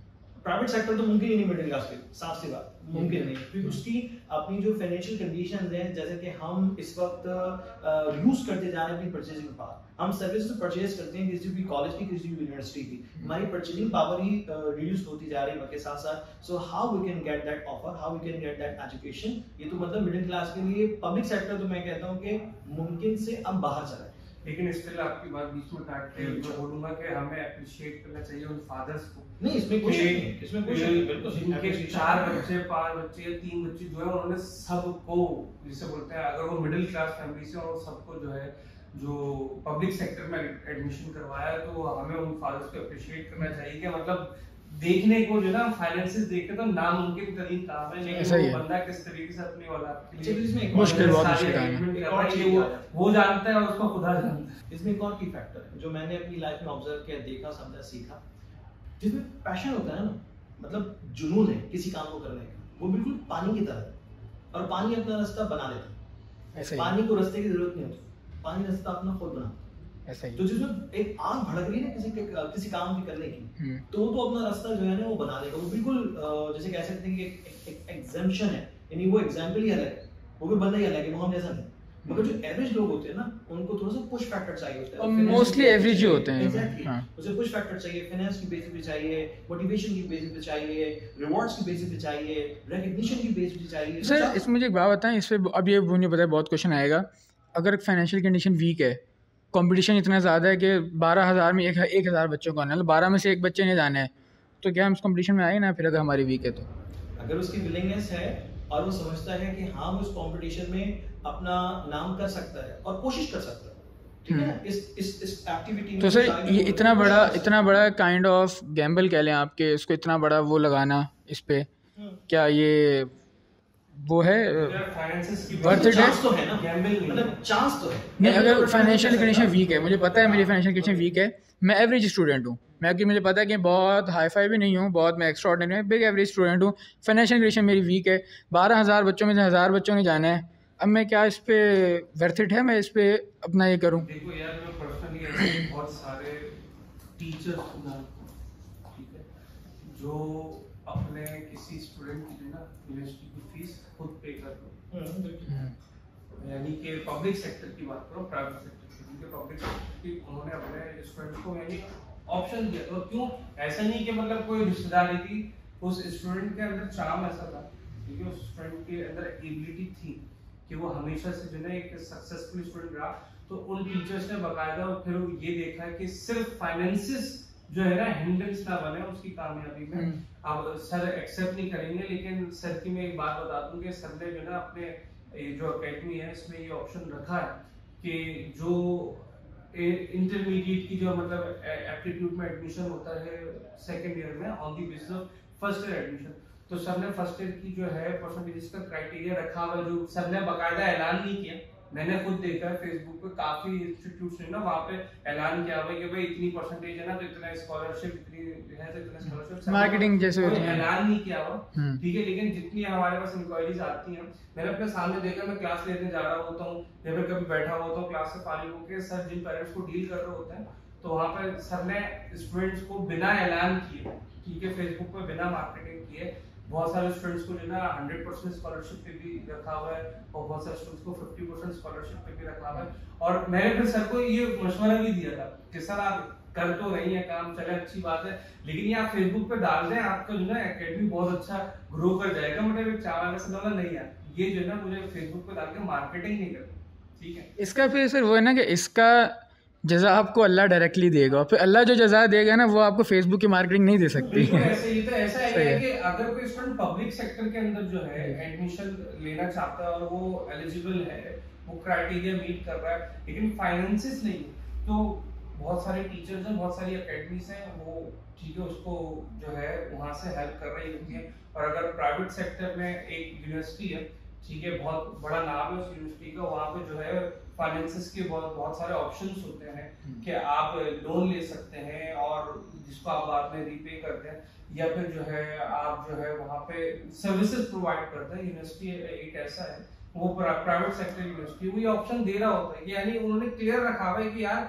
हम किसी की एक्सीलेंस में जो है ना फाइनेंसिस को बीच में नहीं आने देंगे कि यार उसके फाइनेंसिस मीट नहीं कर रहे तो जो वो सक्सेसफुल नहीं होगा, ऐसा नहीं। ये प्राइवेट सेक्टर में भी है और पब्लिक सेक्टर में मेरे ख्याल से यूनिवर्सिटी में नहीं है, लेकिन यूनिवर्सिटी में ऐसी कुछ ऑर्गेनाइजेशंस होती हैं जो अपने फेलो स्टूडेंट्स की हेल्प कर रही होती हैं, जैसे कि डाओ के अंदर एक जो है मेरे ख्याल से डाओ की क्या नाम है ऑर्गेनाइजेशन का मेरे ज़हन में नहीं आ रहा, इस तरह एक होप्स नाम की है, ठीक है, पीडब्ल्यू है मेरे ख्याल से वो डाओ की है। तो ये जो यूनिवर्सिटीज के अंदर ऑर्गेनाइजेशन बनी हुई होती है बहुत अच्छा काम कर रही होती है, ना सिर्फ वेलफेयर का काम कर रही होती है, ये अपने फेलो स्टूडेंट्स की भी हेल्प कर रही होती है, क्योंकि ये लोग जो है ना फाइनेंसिस का मामला देख रहे होते हैं कि कोई स्टूडेंट जो है बहुत अच्छा है और वो कर सकता है वो काम, लेकिन सिर्फ फाइनेंसिस हिंड्रेंस होती है तो ये ऑर्गेनाइजेशन उसको मीटअप कर रही होती है। तो ऐसा नहीं है कि ये गैम्बल है, ठीक है, आपके ऊपर देखो ये है कि आपकी काम क्या है। स्टूडेंट की देखो जिम्मेदारी ये नहीं कि वो फाइनेंसिस के बारे में सोचे, स्टूडेंट की जिम्मेदारी ये है सिर्फ और सिर्फ ये कि वो पढ़े, वो स्कोर लेकर आ जाए, उसके बाद ना अल्लाह ताला रास्ते निकालता है, या तो जो है उसका कहीं अच्छा एडमिशन हो जाएगा तो और फीस देनी ही नहीं पड़ेगी, वो अल्लाह आपकी मेहनत को भी ज़ाया नहीं करता। बिल्कुल अल्लाह ताला आपकी मेहनत देगा और कभी ज़ाया नहीं होगी। अपनी जगह बिल्कुल जो है ना दुरुस्त है। बहुत सारी ऐसी मिसालें मिल जाएंगी हमें कि जिसमें बच्चा फाइनेंशियली इतना स्ट्रांग नहीं था, स्ट्रेंथ नहीं थी फैमिली, मगर उन्होंने जबरदस्त काम करके दिखा दिया और बहुत सारी सपोर्ट आकर इंगेज हुए। मैंने जो अपनी बात की राय का इजहार किया वो in general, but actually what we see on the ground realities क्या है। एक फैमिली है जिसकी टोटल इनकम मंथ की 60,000, आने वाले वक्त में उसकी 60,000 की इनकम 70,000 नहीं होने वाली, मगर 60,000 की इनकम में जो वो इंसेंटिव सोसाइटी से एंजॉय करता है वो 30,000 के हो जाएंगे। तो नतीजे उसके पैसे की तो हासिल होने वाले पैसे की वर्थ कई गुना गिर गई। अब वो किसी यूनिवर्सिटी या मेडिकल कॉलेज के लिए एडमिशन के लिए अप्लाई करते हैं, बेटी टेस्ट भी पास कर लेती है तो उसके पास 60,000 में से 30,000 वो नहीं निकाल सकता। मतलब आने वाले वक्त में बहुत मुश्किल है कि इस एजुकेशन को मिडिल क्लास बहुत अच्छे तरीके से एंटरटेन कर सके। बहुत सारे लोग कर सकेंगे, बहुत सारे लोगों के चांसेस बनेंगे, अल्लाह ने आपके नसीब में लिखा है, आप किसी न किसी तरह से जरूर उस मुकाम पर पहुंचेंगे, ये तो तयशुदा बात है। मगर जहाँ ग्राउंड रियलिटीज की बात आती है तो वो हमें उतनी ज्यादा फेवरेबल मालूम नहीं होती। ऐसा ही है। जो सर आखिरी कुछ फ्यू क्वेश्चंस मेरे हैं। पहला ये कि आज से तकरीबन 3 साल पहले ये सर ने मुझसे क्वेश्चन पूछा था, and sir I am honoured कि मैं आपसे वो दोबारा भी 3 साल का क्वेश्चन पूछ रहा हूँ। 3 साल पहले सर ने क्लास में सबसे क्वेश्चन पूछा था, अगर कि हर किसी पूछा था कि आप लोग क्या करेंगे ना, कि अगर कोई स्टूडेंट MD पास नहीं करता, फेल हो जाता है, तो आप आगे क्या करें, फील्ड चेंज कर लें या रिपीट करें? चलें, हाँ चलें, पास नहीं कर, टारगेट स्कोर नहीं हो सका अपना, या चलें मेरिट पे नहीं आ पाया इतना स्कोर, तो अब क्या करें, फील्ड चेंज कर लें अपनी या गैप एड लेके दोबारा अटेम्प्ट करें, क्या आया? उस वक्त भी मेरा जवाब वही था जो आज है, 10 साल बाद भी वही होगा। सबसे ज्यादा स्टूडेंट के बारे में जो जानता है वो उसका रब है, उसका अल्लाह ताला, उसको पैदा करने वाला, उसका खालिक, उसका माबूद। और दूसरा जो सबसे ज्यादा स्टूडेंट को जानता है वो स्टूडेंट खुद है, ऐसा ही। तीसरा कोई नहीं है। पेरेंट्स ख्वाब देखते हैं, रिश्तेदार भी ख्वाब देखते हैं, लोग अंदाजे लगाते हैं, अपने तजुर्बात हमारे ऊपर थोप देते हैं कि तुम ये कर लो। ख्वाब लोग खुद देखते हैं, कहते हैं तुम कर लो। तो भाई ख्वाब आपने देखा तो काम भी आप करो ना यार, बात सीधी सादी है। वो ख्वाब आप देख लिया, अब चलो पूरा करो। मतलब हमारे फैमिलीज में ऐसे हैं कुछ लड़के फारिग 16 साल 18 साल, अब्बा ने ख्वाब देख लिया, भाई क्या है ख्वाब देखा, अच्छा भाई क्या देखा, भाई तुम जो है ना वो ये काम करो। बच्चा समझ गया पहले कि कहानी हो गई मेरी। अब्बा ने कहा बेटा देखो खानदान में कोई भी नहीं है ऐसा काम करने का, तुम फारिग हो? मैंने कहा हाँ चलो बेटा ये काम करना शुरू करो। बताने का मतलब ये है कि हम बच्चे का फ्यूचर ऐसे डिसाइड करें। तो the main question is the person who is attempting any sort of test again, और वो बैठा हुआ फिर अगर नाकाम कामयाब नहीं हो सका, तो सबसे ज्यादा खुद अपने बारे में जानता है। उसने अपने आप से सवाल करना है मैं क्या करूं, अपने आप से बात करनी है। हम सबसे ज्यादा लोगों से बात करते हैं, अपने आप में तो बात ही नहीं करते, अपने आप को कंसोल ही नहीं करते, अपने आप को ठंडा ही नहीं करते, अपने आप को रिलैक्स नहीं करते। तो अपने आप से सवाल करें मुझ में क्या है, मैं क्या चाहता हूँ, मेरी क्या ख्वाहिश है, मेरे क्या ख्वाब है, मेरे क्या अरमान है, मैं क्या दिमाग में लेके घूमा। अगर वो कहता है यार डॉक्टर बनना है ऐसी की तैसी, वो बन के दिखाएगा सेकंड हैंड। तो इसका वही है कि इसका कोई डेफिनेटिव आंसर आपको कहीं नहीं मिलेगा, ये आपको अपने आप से खुद ही क्वेश्चन करना पड़ेगा। If you are passionate about this field, और अगर आपको लग रहा है कि बस आप ये कर सकते हो और आप अपने सीरियस हो जाओगे अब इसके साथ, जो आपकी गलतियाँ पहले हुई हैं आपसे, आप you won't repeat those mistakes again, तो फिर आप गैप ईयर लें और आप दोबारा उसमें, अगर आपको लग रहा है कि भाई आप इतनी एफर्ट नहीं डाल सकते, और ये एफर्ट आपको भी याद रखना है कि ये एफर्ट सिर्फ एमडी कैट तक नहीं है महदूद। अगर आपके एमडी कैट गैप ईयर लेने के बाद आपने कहा कि 1 साल की बात है, 1 साल मेहनत की और इसके बाद अब सही है सब, ऐसा नहीं होने वाला। 1 साल आपने मेहनत की, गैप ईयर लिया, आप मेरिट पे आ गए, आगे अब आपकी ये जो मेहनत थी इसको डबल होने वाली है। आप ये तो शुरुआत है, उसके बाद आपने जिस चीज़ के लिए इतनी मेहनत की है वो चीज़ कितनी मुश्किल है आप उसका अंदाज़ा लगा सकते हैं। मुश्किल मैं नहीं कहूँगा, लेकिन वो चीज़ एक डिटर्मिनेशन मांगती है, क्योंकि वो एक फील्ड ऐसी है, वो एक नोबल फील्ड है या नोबल कॉज उसमें आप कह सकते हैं, उसमें आ जाता है। और ये मुझे एक बहुत बड़े डॉक्टर हैं, उन्होंने कहा था, हम लोग उनको कुछ दिन बैठे हुए थे, उनकी एक इफ्तार दावत थी, तो उन्होंने कहा बेटा, हम लोग सारे थे, उन्होंने कहा बेटा ये जो आप लोग का फील्ड है ना, ये पैगंबरों वाली फील्ड है बेसिकली, ये जो आप लोग कर रहे हो। तो उस पर अगर आप किसी को कोई प्रिस्क्रिप्शन लिख के दोगे ना आप, तो पेशेंट को आप जहर भी लिख दोगे ना, वो लेके आ जाएगा, वो नहीं पूछेगा आपसे, सवाल आपसे नहीं करेगा आगे से, लेकिन उसका जवाब अल्लाह को अब आपने देना है। तो ये पैगंबरों वाली एक फील्ड है, तो ये कितनी डिटर्मिनेशन मांगती है। ये सिर्फ MBBS तक भी नहीं है, MBBS के बाद आप स्पेशलाइजेशन पे चले हैं, तो अब आप ये फिर आप डिसाइड कर लें कि आपकी ओवरऑल लाइफ जो आगे होने वाली है, ये अब आपकी एक अलग पैटर्न इख्तियार करने वाली है। अगर आप इसको अपना लाइफ इस पे डिवोट कर सकते हैं, और उसके फिर आपको इवेंचुअली आपको उसका रिजल्ट मिलता है, ऐसा नहीं है, उसके मेहनत का फल भी आपको मिलेगा, ऐसा नहीं है कि आपको नहीं होगा। इसीलिए तो इस फील्ड में स्कोप है। जो लोग कहते हैं ना पाकिस्तान में स्कोप नहीं है, मेडिकल में लोग अब तक कहते हैं स्कोप है, तो जाहिर है कि इसकी इतनी हार्ड वर्किंग है इस पर। तो अगर आप इतना हैं कि आप पैशनेट हैं, तो आई वुड से कि आप इस पर परस्यू करें, गैप ईयर की कोई ज़रूरत नहीं है। अगर आपको लग रहा है कि अब आपने इतनी मेहनत आगे नहीं करनी, आपको थोड़ी चिल लाइफ चाहिए, फिर आप वो फील्ड चेंज करें। पैशन बहुत मैटर करता है। मेरे एक बार एक्सपीरियंस था, एक स्टूडेंट उसने एमडी कैट दिया और कुछ हुआ ऐसा हुआ कि एडमिशन नहीं हुआ, फिर उसने एप्टीट्यूड की प्रिपरेशन किया, एकेडमी स्विच।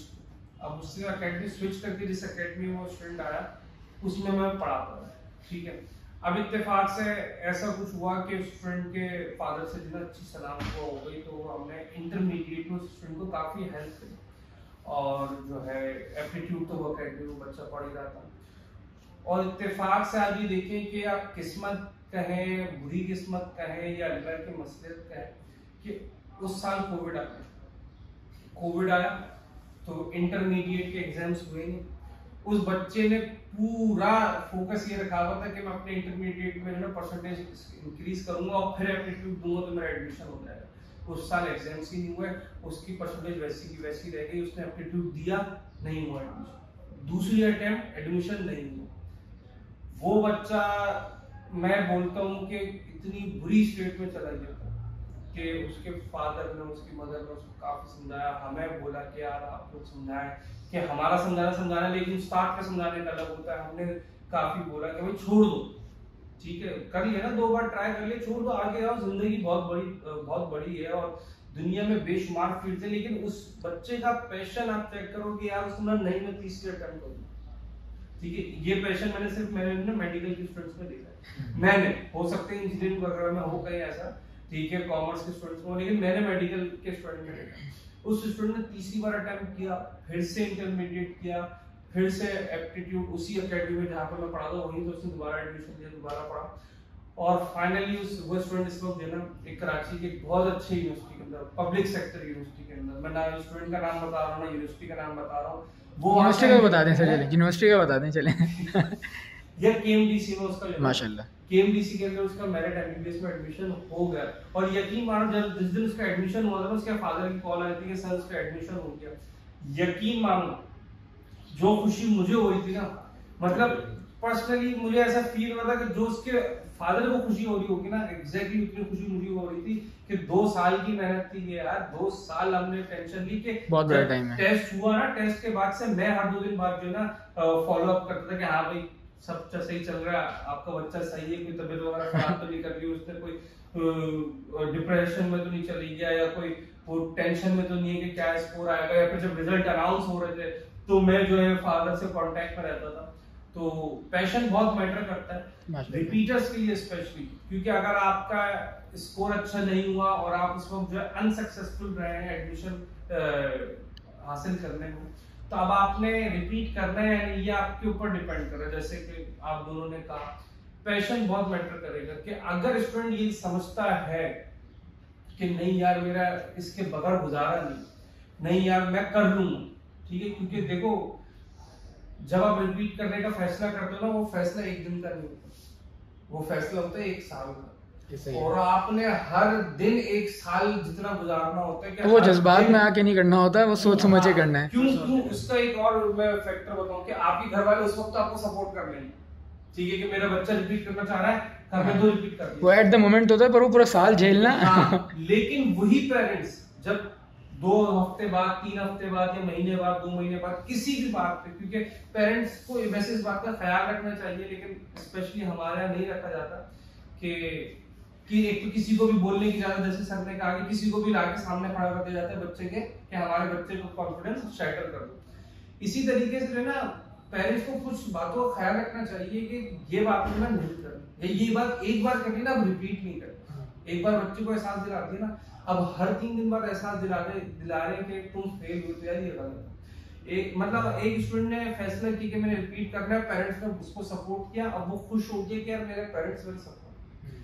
1 महीने बाद या 1.5 महीने बाद या 2 महीने बाद उसकी मदर किसी भी बात पे, इस बात पे कोई दही नहीं लेगा रहा, इस बात पे जो ना उसने पुदीना लाने के लिए ये कह दिया कि यार मैं अभी पढ़ रहा हूँ। मतलब एक बच्चे ने मुझे लिटरली, मैं तुम्हें एक वाक्य बता रहा हूँ कि बच्चे ने मतलब उसकी आंखों में ना आंसू थे और वो मेरे पास मुझे कांटेक्ट किया, उसने सर आपसे मिलना है मुझे, ठीक है, ऐसा कोई कांटेक्ट करता नहीं है, तो मैंने कहा चलो शाम में आ जाओ, रात में आ जाओ, मैं सेंटर में होऊंगा, आ जाओ बैठो। वो आया मेरे पास, उसने बोला कि सर मैंने इन लोगों की परमिशन से, अपने घर वालों की परमिशन से रिपीट करने का फैसला किया, घर वाले सपोर्ट, ठीक है। आज एक छोटी सी बात पे जो है ना, एक छोटी सी बात पे, यानी कि मैंने ये बोल दिया कि भाई मैं अभी पढ़ रहा हूँ, ठीक है, मैं कुछ देर बाद ये दही लिया, तो मेरी मदर ने मुझे बोला कि बड़े आए पढ़ने वाले तो फर्स्ट अटेम्प्ट में एडमिशन हो जाता। अच्छा, ये मदर को शायद लगा कि उन्होंने ये बोल दिया, लेकिन इस जुमले से उस बच्चे का कॉन्फिडेंस, बच्चे की मेंटल हेल्थ कितनी डिस्टर्ब हुई है ये उस वक्त उसके पेरेंट्स को आइडिया नहीं हो रहा। तो पेरेंट्स अगर को भी इस बात का ख्याल रखना चाहिए कि यार आपका बच्चा एडमिशन ले कुछ भी कर रहा है या जिंदगी में कुछ भी कर रहा है, ठीक है, आप उसकी मेंटल पीस की थोड़ी जो केयर करें, मेंटल हेल्थ की केयर करें। ये जो एक दो इस तरीके के जुमले होते हैं ना, ये एक जुमला काफी होता है उसको जो ना अपने पूरा खत्म करने के लिए, पूरा खत्म करने के लिए एंड हो जाता है। वो बच्चा जो ना 4 साल पीछे चला जाता है, वो डेड है, और वो बच्चा 10 साल बाद भी जो है ना उसी सिचुएशन पे खड़ा रहता है कि वो जितना भी जिंदगी में कर जाए, कुछ भी कर जाए, वो एक जुमला वापस आ जाए ना, तो एक ट्रॉमा जहन में क्रिएट हुआ है, ट्रिगर करने के लिए वो जुमला दोबारा का काइंड ऑफ पीटीएसडी पूरा होता है वो। बिल्कुल ऐसा होता है। तो आप अगर ये देखते हैं कि हाँ आप में पैशन है, आप अटेम्प्ट कर सकते हैं, आपके घर वाले सपोर्टिव हैं, और आपके 1 साल, क्योंकि जिसमें मैंने कहा ना कि 1 दिन का फैसला नहीं, 1 साल का फैसला, तो उस बीच में ये इस तरीके के पेरेंट्स के जुमले भी आएंगे। फिर आप ये भी देखोगे कि आपके साथ के जो दोस्त यार थे वो यूनिवर्सिटी में ना बैच नाश्ता करने जा रहे हैं, ठीक है, वेलकम पार्टी पे जा रहे हैं, एनुअल डिनर पे जा रहे हैं, या फिर जो है स्टूडेंट वीक हो रहा है, आप ये सब देखोगे कि वो ये सब कर रहे हैं और आप घर में बैठे पढ़ रहे, ठीक है। या फिर आप एकेडमी में दोबारा एडमिशन लिया, क्योंकि मैं ये कहूंगा कि स्पेशली रिपीटर्स की ये पर मैं बात करूंगा कि एकेडमी में लाजमी आप एडमिशन लें। मैं ये नहीं कह रहा कि आप इस एकेडमी में आए, ठीक है, आप किसी भी एकेडमी में, अपने घर के पास की एकेडमी में, आप किसी और एकेडमी में, ऑनलाइन किसी यूट्यूब से, उसकी वजह ये है कि आपने जो ना अपने टाइम टेबल का एक डेकोरम मेंटेन करना। आपका स्केड्यूल खराब हो जाता है अगर आप खुद उस पे आते हो तो। सुबह 7 बजे उठना है, 8 बजे एकेडमी में जाना है, ये पंक्चुअलिटी आप में होगी तो आपका टाइम टेबल ऐसा सेट होगा कि आप घर में पढ़ोगे। बिल्कुल। अगर आप रिपीटर का स्टूडेंट ये सोच रहे हैं कि यार सारे नोट्स तो है मेरे पास, भाई नोट्स के लिए नहीं जाना होता अपना एकेडमिक्स, ऐसा ही है, ठीक है, आपने सिर्फ नोट्स के लिए नहीं जाना होता। तो टीचर जो बात कह रहा है वो एक अलग है, हर साल की वर्कशीट अलग है, वो चलो बिल्कुल साइड कर दो, एकेडमिकली नहीं देगी, ठीक है, क्योंकि अगर वो मैं बात करूंगा तो लोगों को लगेगा कि मैं रिपीटर्स को बोल रहा हूं कि भाई मेरे पास आके पढ़ लो। बात ये है कि एकेडमी में एडमिशन लेना इसलिए जरूरी है कि आप ना एक पंक्चुअल वे में अपनी लाइफ गुजारें, आपके पास एक टाइम टेबल हो और आपको डेकोरम मेंटेन करें। उसके अलावा सर एक वो भी होता है ना, जैसे किसी आप एकेडमी में जा रहे हो या किसी भी आप इदारे से एसोसिएट हो ना, तो उससे वहाँ पे एग्ज़ाम्स होंगे, वहाँ पे कोई ना कोई इस तरह की चीज़ें होती रहेंगी ना, कोई शीट, जैसे आप भी, मैं देखा था आप क्लास में देते थे कोई क्वेश्चन शीट जल्दी सॉल्व करने को, तो वो इतना प्रेशर रहता है कि मैंने ये होने वाला है तो इसकी मैंने तैयारी करनी है और ये करना है, 50 लोगों के बीच में करने वाले हैं, पता होता है कि दुनिया हाँ हाँ किस लेवल पे हूँ, हाँ कितना पढ़ना, और आप अब देख लो तो मैं कितने पानी में हूँ, और दूसरा जैसे कुछ लोगों को होता है, कुछ लोगों को नहीं होता, कि अब 50 लोगों के बीच में आपको होता है कि मेरा रिजल्ट मेरा बुरा आया ना, तो मेरी 50 लोगों में थोड़ी बेइज्जती होने वाली है थोड़ी सी, तो अब आपको अपनी थोड़ी सेल्फ रिस्पेक्ट आ जाती है बीच में ना, कि इसको भी रखना है, तो आप उस प्रेशर में भी आप पढ़ लेते हो आगे। अगर आप ऑनलाइन बैठे हुए ऑनलाइन टेस्ट अटैम्प्ट कर रहे हो, अकेले बैठ के कर रहे हो, तो अपने से खुद में आई डोंट फील लाइक कि 12 का बच्चा इतना मैच्योर इनफ होता है कि वो अपनी इतनी अच्छी असेसमेंट कर ले कि मैं सही हूँ, कहाँ पे हूँ। मतलब ये वाली असेसमेंट तो मैंने तब देखा तब होती है जब लोग स्टेप 1 का एग्ज़ाम देते हैं यूएस जाने के लिए, वो यू वर्ल्ड का एग्ज़ाम खुद बैठ के करते हैं लेकिन 12 का बच्चा कर ले, आई डोंट फील लाइक इतनी हो गई उसकी। ये भी ऐड करूंगा, माजरत आपकी बात काट रहा हूं कि मैं ये नहीं कह रहा कि यार ये ऑनलाइन एजुकेशन नहीं हासिल करनी चाहिए, वो है, वो हेल्प होती है, ऐसी बात है, बेनिफिट है, लेकिन जो है ना रिलाई नहीं करना, ओवरऑल रिलाई नहीं करना, ठीक है। आपका एकेडमी जो है ना एक अपनी इम्पोर्टेंस रखता है, ऐसा ही, ठीक है, वहाँ सुबह उठ के जाना क्लास लेना या दोपहर में जाना क्लास लेना, वहाँ पे 4 घंटे 5 घंटे बैठे रहना, क्योंकि वहाँ पे बैठने की भी तमीज होगी ना, वहाँ पे आप अपना ड्राइविंग रूम की तरह नहीं बैठोगे, ऐसा ही, ठीक है, तो आप में देखो ग्रूमिंग होती है, ऐसा ही है, सोशल ग्रूमिंग होती है कि आपने लोगों में बैठना कैसे है, लोगों में उठना कैसे है, आपने पढ़ना कैसे, और सर घर बैठना, अकेला घर बैठना आइसोलेशन हो जाती है पूरी, हमने क्वारंटीन में देखा नहीं, हम पागल हो गए थे घर बैठे, तो वो आइसोलेशन है। अगर आप कहीं जाते हो ना तो ऑब्वियसली आप इंटरेक्ट कर रहे हो तो आपकी मेंटली भी आप थोड़ा रिलैक्स होते हो और आप वो होते हो, कंफर्टेबल फील करते हो। चीज़ ये होती है, मैं रिसेंटली नोट किया कि आप अगर एकेडमी ज्वाइन करते हैं तो सबसे ज़बरदस्त बेनिफिट पढ़ तो आप पिछले साल चुके हैं साल, मगर आपको रिसेंट इन्फॉर्मेशन फॉर्म मिल जाती है, आप अपडेट रहते हैं।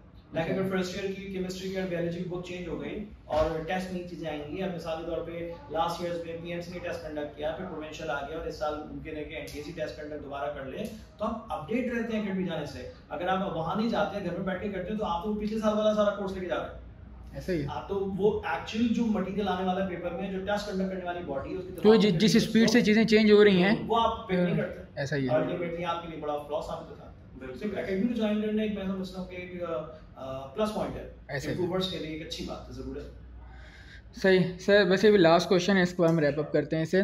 वैसे लास्ट ही चीज़ बता दें कि अब जो स्टूडेंट्स इस साल अप्लाई करेंगे, तो पहली बात तो टेस्ट कब होने वाला है, एक्सपेक्टेड डेट क्या है, और वो अपनी क्या कैसे तैयारी करें, क्या करें अभी, उनके लिए आप कोई गाइडेंस, उनके लिए कोई टिप्स वगैरह, और कहाँ से फेडरल से पढ़ें, सिंध से पढ़ें, किस तरह पढ़ें, कितना पढ़ें, कितनी दफ़ा बुक पढ़नी चाहिए, जो सवाल होता है 1 दफ़ा पढ़ूँ 2 दफ़ा पढ़ूँ, क्वेश्चन पास पर कितने अटैम्प्ट करने चाहिए, कहाँ से करने चाहिए, मतलब जो मतलब हाउ टू स्टडी बेसिकली, ये जो बात है ये बता दो ना कब होने वाला है, ये सब कुछ, ये लास्ट इस पर हम रैप अप करते हैं। फिर देखो टेस्ट की जो एक्सपेक्टेड डेट होती है वो डेफिनेटली हम कह सकते हैं कि आपने अक्टूबर या स्टार्ट ऑफ अक्टूबर को अपना एंड कंसीडर कर लेना। उसके बाद आपकी टेस्ट की डेट जो भी आती है नवंबर में आती है, अक्टूबर के एंड की आती है, तो आपने अक्टूबर के फर्स्ट 5 to 7 डेज को एंडिंग डेज कंसीडर कर लेने कि इससे आगे आप नहीं जा, इससे पहले ही आपने अपने काम को मुकम्मल कर लेना है हर हाल में, हर हाल में, ठीक है। अगर कोई अनयूजुअल सिचुएशन पैदा हो गई तो वो सितंबर में भी आ सकता है, मतलब भी कोई ऐसी चीज नहीं कि तयशुदा हो कि वो नवंबर में ही होगा, लेकिन मुझे 3-4 साल से पीछे नहीं आ रहा, आगे जा रहा है, नॉर्मली ऐसा है कि वो आगे चला जाता है। इश्यूज इस तरह के आते हैं हमारे कि हम डाल देते हैं साइड पे, आगे जाने दो, आगे टाल देते हैं। अब स्टडी प्लान तो देखो हर एक बच्चे का दूसरे से मुख्तलिफ होता है। बहुत सारे बच्चों के सब्जेक्ट्स कुछ ऐसे होते हैं जो वीक होते हैं, लाइक मैं फिजिक्स में वीक हूँ, इसका मतलब है मुझे फिजिक्स में अपना वक्त डेली बेसिस पे बढ़ाना होगा हर हाल में, मुझे एडिशनल ट्यूशंस या एडिशनल मटेरियल मुझे हासिल करने के लिए वक्त देना। फिर उसके साथ साथ जो एमकेट के लिए मैं कहता हूँ कि सबसे ज़्यादा ज़रूरी है वो ये कि अभी थ्योरी एग्जाम्स करेंगे बच्चों के, बच्चे कहते हैं एमकेट की चीज़ें रखो साइड पे, बस अभी थ्योरी का पढ़ लो, यही ज़रूरी है। नहीं, आपने ज़रूर 2 से 2.5 घंटे डेली बेसिस पे एंगेज करने हैं ताकि आप चीज़ों को इनफैक्ट एक्चुअली रेगुलेट कर सकें, चीज़ों को आप फ्रेश रख सकें अपने दिमाग में। आप सब भूल के बैठ जाते हैं, तो फिर आपको नेक्स्ट डे से मैनुअल राइटिंग पड़ती है। थ्योरी पेपर के बाद बच्चा आता है, जून में वो शुरू करेगा, मिड ऑफ जून में प्रैक्टिकल से निपट कर आएगा, मिड ऑफ जून में शुरू करेगा, जुलाई आ गया, अगस्त आ गया, दैट्स इट। इसके बाद क्या सितंबर एंड सितंबर में मुख्तलिफ यूनिवर्सिटीज के टेस्ट आना हो जाता है। मतलब अभी मैं देख रहा था कि इनफैक्ट नाम्स की भी कोई डेट आ गई टेस्ट के हवाले से, तो फिर खान की टेस्ट भी होती है, जुलाई में वो टेस्ट हो रहा होता है। तो बताने का मकसद ये है कि आपने थ्योरी एग्जाम्स में भी या उससे पहले भी एप्टीट्यूड की प्रिपरेशन को नहीं छोड़ना, 2 से 2.5 घंटे आपने उसको देना है हर हाल में। उसके साथ साथ जो आपको जाहिर सी बात है पॉलिसी हमारी बिल्कुल डेडलाइन पे अनाउंस होती है, वेरी बिफोर द टाइम नहीं होती। तो इनिशियली तो आप जाहिर सी बात है अपनी टॉपिकल डिटेल्स को लेकर चलें, जो आपके मेजर टॉपिक्स हैं, फिजिक्स है, केमिस्ट्री, बायोलॉजी, जो मेजर टॉपिक्स हैं, आप अपनी सिंध बोर्ड की बुक्स को उठाइए, आप इनफैक्ट केपीके की बुक को उठा लीजिए, अपने टॉपिक्स को लेकर चलें, और उसकी जो साउंड इंफॉर्मेशन आपको मिल जाती है डिफरेंट सोर्सेज, डिफरेंट बोर्ड से, वो आपके पास होनी चाहिए। सिंध बुक के बेसिकली सिंध को फॉलो करें, सिंध बोर्ड को फॉलो करें। ऐसी बात है आप उसमें फर्स्ट और सेकंड ईयर को स्टडी कर रहे हैं तो वो आपका बड़ा जबरदस्त बना हुआ है, मगर जो टॉपिक्स आपने सिंध बोर्ड से उठाए हैं उनकी एडिशनल डिटेल डिफरेंट बोर्ड्स से भी ले लीजिए, ताकि कल को at the end of the day policy announce होती है कि जनाब एनटीएस नहीं ले रहा, अब फिर हम नेशनल एमडी तक जाएंगे, तो उस वक्त आप तैयारी नहीं कर सकते। उस वक्त के लिए आप जहनी तौर पे तैयार हो, अगर खुदा ना खास्ता ऐसा हो जाए तो वो अपने टेस्ट को अच्छा कर सके, प्रॉब्लम में ना जाए। अच्छा, एक और चीज़ मैं क्लियर कर दूं, बहुत सारे लोग ये समझते हैं कि अगर फॉर एग्जाम्पल कोई टॉपिक है, सर केमिस्ट्री का कोई भी टॉपिक बताएं मुझे, कोई भी जो मॉलिक्यूलर ऑर्बिट थ्योरी है फॉर एग्जांपल, हाँ, तो बहुत सारे लोग ये समझते हैं अगर ये चीज़ इंटर बोर्ड में है तो ये बिल्कुल ही अलग है, और ए लेवल्स में है तो बिल्कुल ही अलग है। ऐसा नहीं है, बिल्कुल अलग नहीं होती, बहुत माइनर पॉइंट्स होंगे जो डिफरेंट होंगे, और जो कि वो इस तरह के आप वन गो में वन रीड में आप उसको डिफरेंस पॉइंट देख सकते हैं, कोई एडिशनल पॉइंट या कोई जो भी चीज़ है इस तरह की, या कोई भी जहाँ पे कॉन्ट्रडिक्शन है, बहुत रेयर होती है कॉन्ट्रडिक्शन कहीं पे है, लेकिन वो बहुत रेयर है, वो कॉन्ट्रडिक्शन वाले सवाल भी नहीं आते वैसे, बहुत होंगे, तो वो आप गो थ्रू कर सकते हैं। लेकिन वही बात है जैसे मैंने कहा ना, आप साथ साथ देख लें, लेकिन आप एट द एंड पूरी बुक पढ़ने बैठेंगे दूसरे बोर्ड की, टाइम भी ज़्यादा लगेगा, एनर्जी भी ज़्यादा लगेगी, स्ट्रेस भी फजूल का होगा, और कॉन्सेप्ट भी वो वैसा नहीं बन पाएगा। तो साथ साथ देखते हैं तो आई फील लाइक फ़ायदा है। अच्छा सर से मैं आपकी एक बात, सर ने अभी तक जवाब नहीं दी, मैं सर बुक कितनी बार रीड करते? देखिए, बुक रीड करना ये ना पेपर में नहीं आता कि आपने किताब कितनी दफा पढ़ी, 4 दफा, 5 दफा, 6 दफा, 7 दफा। मैंने कुछ लोगों को ऐसे बोलते हुए सुना है, ऐसा है बिल्कुल, बहुत सारे लोग कहते हैं 7 दफा किताब पढ़ी। मैंने ऐसे लोग नहीं, बच्चा तो ठीक है, बच्चों को तो जो बोला जाएगा ना बच्चे वो करेंगे। मैंने कुछ लोगों को ऐसे बोलते हुए सुना है, भाई 50 कितना आपने 6 बार बुक रीड कर ली। मैंने एक बंदे को ऐसे बोलते सुना कि शुरू की 2 रीड में तो आपको पता ही नहीं चलेगा कि आपने पढ़ा क्या है, आप सिर्फ जाएंगे, आप 2 रीड ऐसे करेंगे, फिर तीसरी चौथी रीड से आपको समझ आना शुरू होगा, परफेक्शन आएगी 5वीं और 6वीं रीड पे। अच्छा मैं सुन रहा हूँ ये बात, अच्छा फिर वो बच्चे को बता रहा है कि आपने आखिरी के 2 महीनों की बात बता रहा हूँ, तो बच्चों को स्केड्यूल कर दे रहा है, भाई सिर्फ 2 घंटे सो, सिर्फ 3 घंटे सो, खाने का टाइम कम कर दो, ठीक है, आपने 18 घंटे सिर्फ पढ़ना, नहीं ऐसी सिचुएशन आपने 20 घंटे सिर्फ पढ़ना, पढ़ सकते हैं, 18 घंटे 20 घंटे पढ़ सकते हैं, मगर उसके बाद ना जो जरूरत पड़ेगी वो पर्सनल घर की गाड़ी की नहीं है, वो एग्जामिनेशन हॉल की नहीं है, एम्बुलेंस की जरूरत है, और अस्पताल तो खुद ही पहुंच जाएंगे एम्बुलेंस में, कि मतलब वही आसान पहले उस बंदे को मैंने बोलते हुए सुना, ठीक है, मैंने इग्नोर कर लिया, लेकिन बाद में इत्तेफाक से जो ना उसके बाद मेरी क्लास, उस सेशन के बाद मेरी क्लास हुई, तो बच्चों ने बोला सर आप 20 घंटे पढ़ सकते हैं।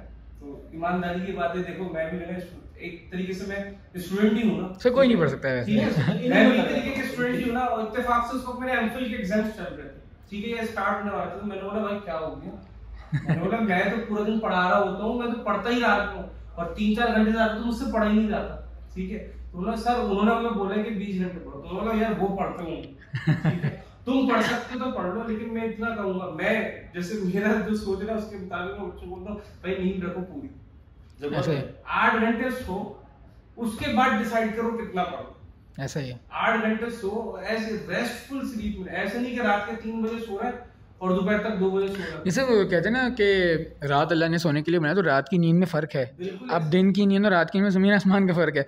रात के आई फील है अगर आप रात की 6 से 8 घंटे भी अगर आप रात की नींद कर लेते हो, उसके बाद आप दिन में प्रोडक्टिवली, मतलब ये वाली स्टडी नहीं कि सामने लैपटॉप रखा है और साथ में मोबाइल यूज़ हो रहा है, ये वाली स्टडी नहीं, प्रोडक्टिवली आप किसी, अगर आप, मैं पर्सनली लाइब्रेरी बैठ के पढ़ता हूँ कि मुझसे घर पे नहीं पढ़ा जाता, तो आप लाइब्रेरी बैठ के कहीं भी बैठ के जहाँ फोकस से आप पढ़ सकते हैं, 4 से 5 घंटे भी पढ़ लेना डेली के, बहुत हैं, 4 से 5 घंटे बहुत इनफ होते हैं अगर आप प्रोडक्टिव 4 से 5 घंटे पढ़ते हैं।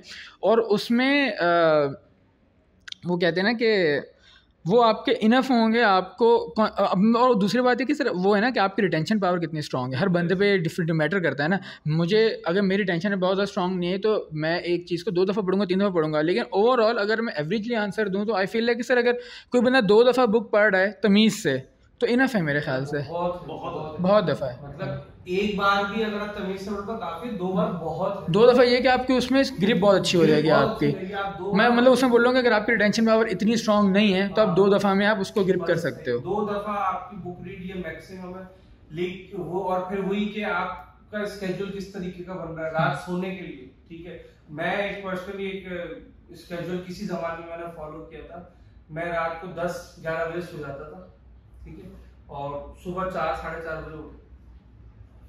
यकीन मानो ये 5 से 6 घंटे की जो नींद होती थी ना, इसके बाद मैं सुबह उठ के अपना पढ़ा, ठीक है, फजर की नमाज के चले गए, नमाज से आके पढ़ा, फिर अपने इंस्टीट्यूट चले गए, जो भी यूनिवर्सिटी वगैरह वहां चले गए।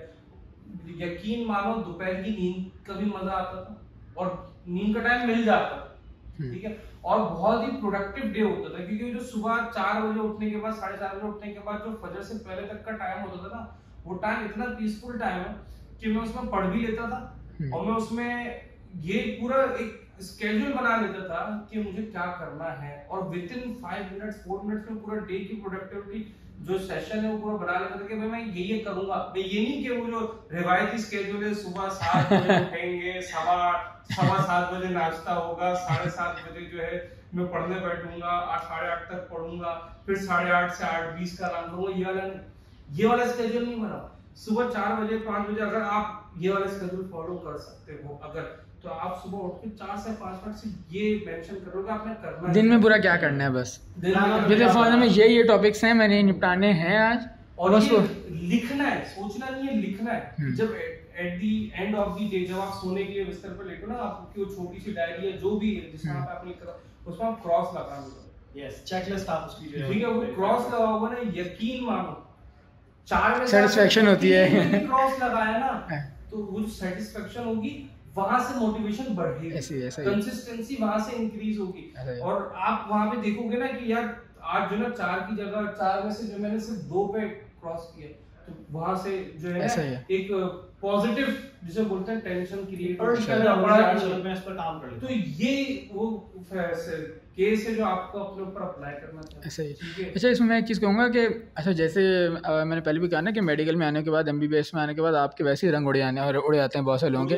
तो जैसे मेरे पर्सनली भी एग्ज़ाम जब करीब आते हैं ना तो मेरे रंग उड़े हुए होते हैं, और मतलब मुझे मेरे अब्बू ने कई दफ़ा पूछा कि कुछ हुआ है, कोई परेशानी है, कि मसला हुआ, इस तरह हुआ है, तो अब उनको पता चल जाता है, वो वैसे पूछ लेते हैं एग्जाम कब है बता दो ना, वो सारा पूछ लेते हैं। हाँ, अब वो ये पूछते हैं मुझसे कि एग्ज़ाम कब है ना, तो उनको पता है मेरे को पूरे लास्ट वीक जो होता है ना, और उस पर फिर वो मुझे कुछ नहीं कहते। मतलब मैं अगर किसी दोस्त के घर लेट आ रहा हूँ, वैसे लेट आने में ज़ाहिर हर पेरेंट बोलते हैं मैं लेट आ रहा हूँ या कुछ भी कर रहा हूँ या कहीं भी हूँ, मैं सुबह जल्दी जा रहा हूँ, जो भी है उसमें मुझे वो कुछ नहीं कहते। उनको पता इसके एग्जाम है, इसको जो करना है करने दो। तो वो लास्ट वीक में वैसे रंग उड़े होते हैं। तो मैं लास्ट वीक में क्या करता हूँ कि जैसे सर ने कहा लिखो, मेरी अगर लिखने की आदत है, मैं मोबाइल पे जो नोट्स होते हैं ना वहाँ मैं लिखता हूँ पूरा अपना कि मैंने ये चीज़ें मंडे ये टॉपिक निपटाने, इसके ये वीडियो देखनी है, इतना करना है, और उसके बाद मैं हर चीज़ पे टिक टिक लगाता रहता हूँ। अगर मैंने फॉर एग्जाम्पल की प्रैक्टिस क्वेश्चन करने तो इतने क्वेश्चन करने हैं, यहाँ से करने हैं, बस उसके बाद हर चीज़ पे टिक टिक लगाता रहता हूँ। मुझे बहुत सारे लोग ये कहते हैं कि भाई हम लोग स्केड्यूल इसलिए नहीं बनाते कि मेरी यूनिवर्सिटी में मेरे दोस्त वगैरह कि हम लोग फॉलो नहीं हो पाता। तो मैं हमेशा कहता हूँ कि something is better than nothing वाली बात है ना। अगर वो स्केड्यूल 70% में फॉलो हो रहा है तो हो तो रहा है ना। स्केड्यूल बनाओ भी ऐसे जो फॉलो किया जा सके। हाँ, लेकिन मैं मिसाल के तौर पे कि स्केड्यूल ये बनाऊं कि मैं आज जो है ना, मिसाल के तौर पे मैं एक एज अ स्टूडेंट सोचूं कि सेकंड ईयर केमिस्ट्री है, मैं स्केड्यूल ये बना रहा हूं कि मुझे चैप्टर 7, 8, 9 जो सेकंड ईयर के इंटरमीडिएट के स्टूडेंट्स ना वो जानते होंगे इसकी अहमियत और मुश्किल। मैं स्केड्यूल ये बना रहा हूं कि मैं चैप्टर 7, 8, 9 खत्म करूंगा, फिजिक्स के चैप्टर 13, 14 खत्म करूंगा। तो ये भाई सर, लेकिन इसमें ये भी है ना कि चलो अब ऐसा ना बने जो है ही इम्पॉसिबल, ऐसा ना बने। लेकिन अगर फॉर एग्जांपल मुझे पता है कि मैं दिन में फॉर एग्जांपल मैं चैप्टर 7, 8, 9 है, मुझे नहीं पता है कितने लेंथी चैप्टर है, मुझे आइडिया नहीं है। अगर मैं ये कहता हूँ कि मुझे पता है कि मैं चैप्टर 7, 8, 9 नहीं कर सकता, मैंने लेकिन स्केड्यूल बनाया चैप्टर 7, 8, 9 का, मैं चैप्टर 7 और 8 कर रहा हूँ, 2 तो कर रहा हूँ, मेरा कुछ तो हो रहा है। 9 में चलें कर रहा हूँ, 7, 8 तो हो गया ना।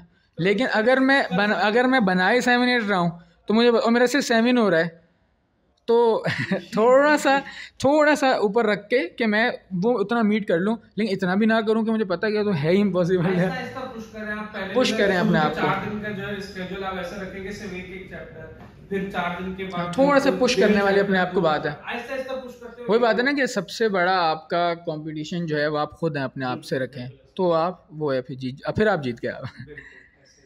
सही है सर, बहुत बहुत शुक्रिया आपका टाइम का। इसका नहीं वक्त दिया, और सबसे अच्छी बात ये कि हमारी पूरी की पूरी मुलाकात के अंदर जो सबसे ज्यादा फायदा जिसको पहुंचने वाला है वो है स्टूडेंट्स।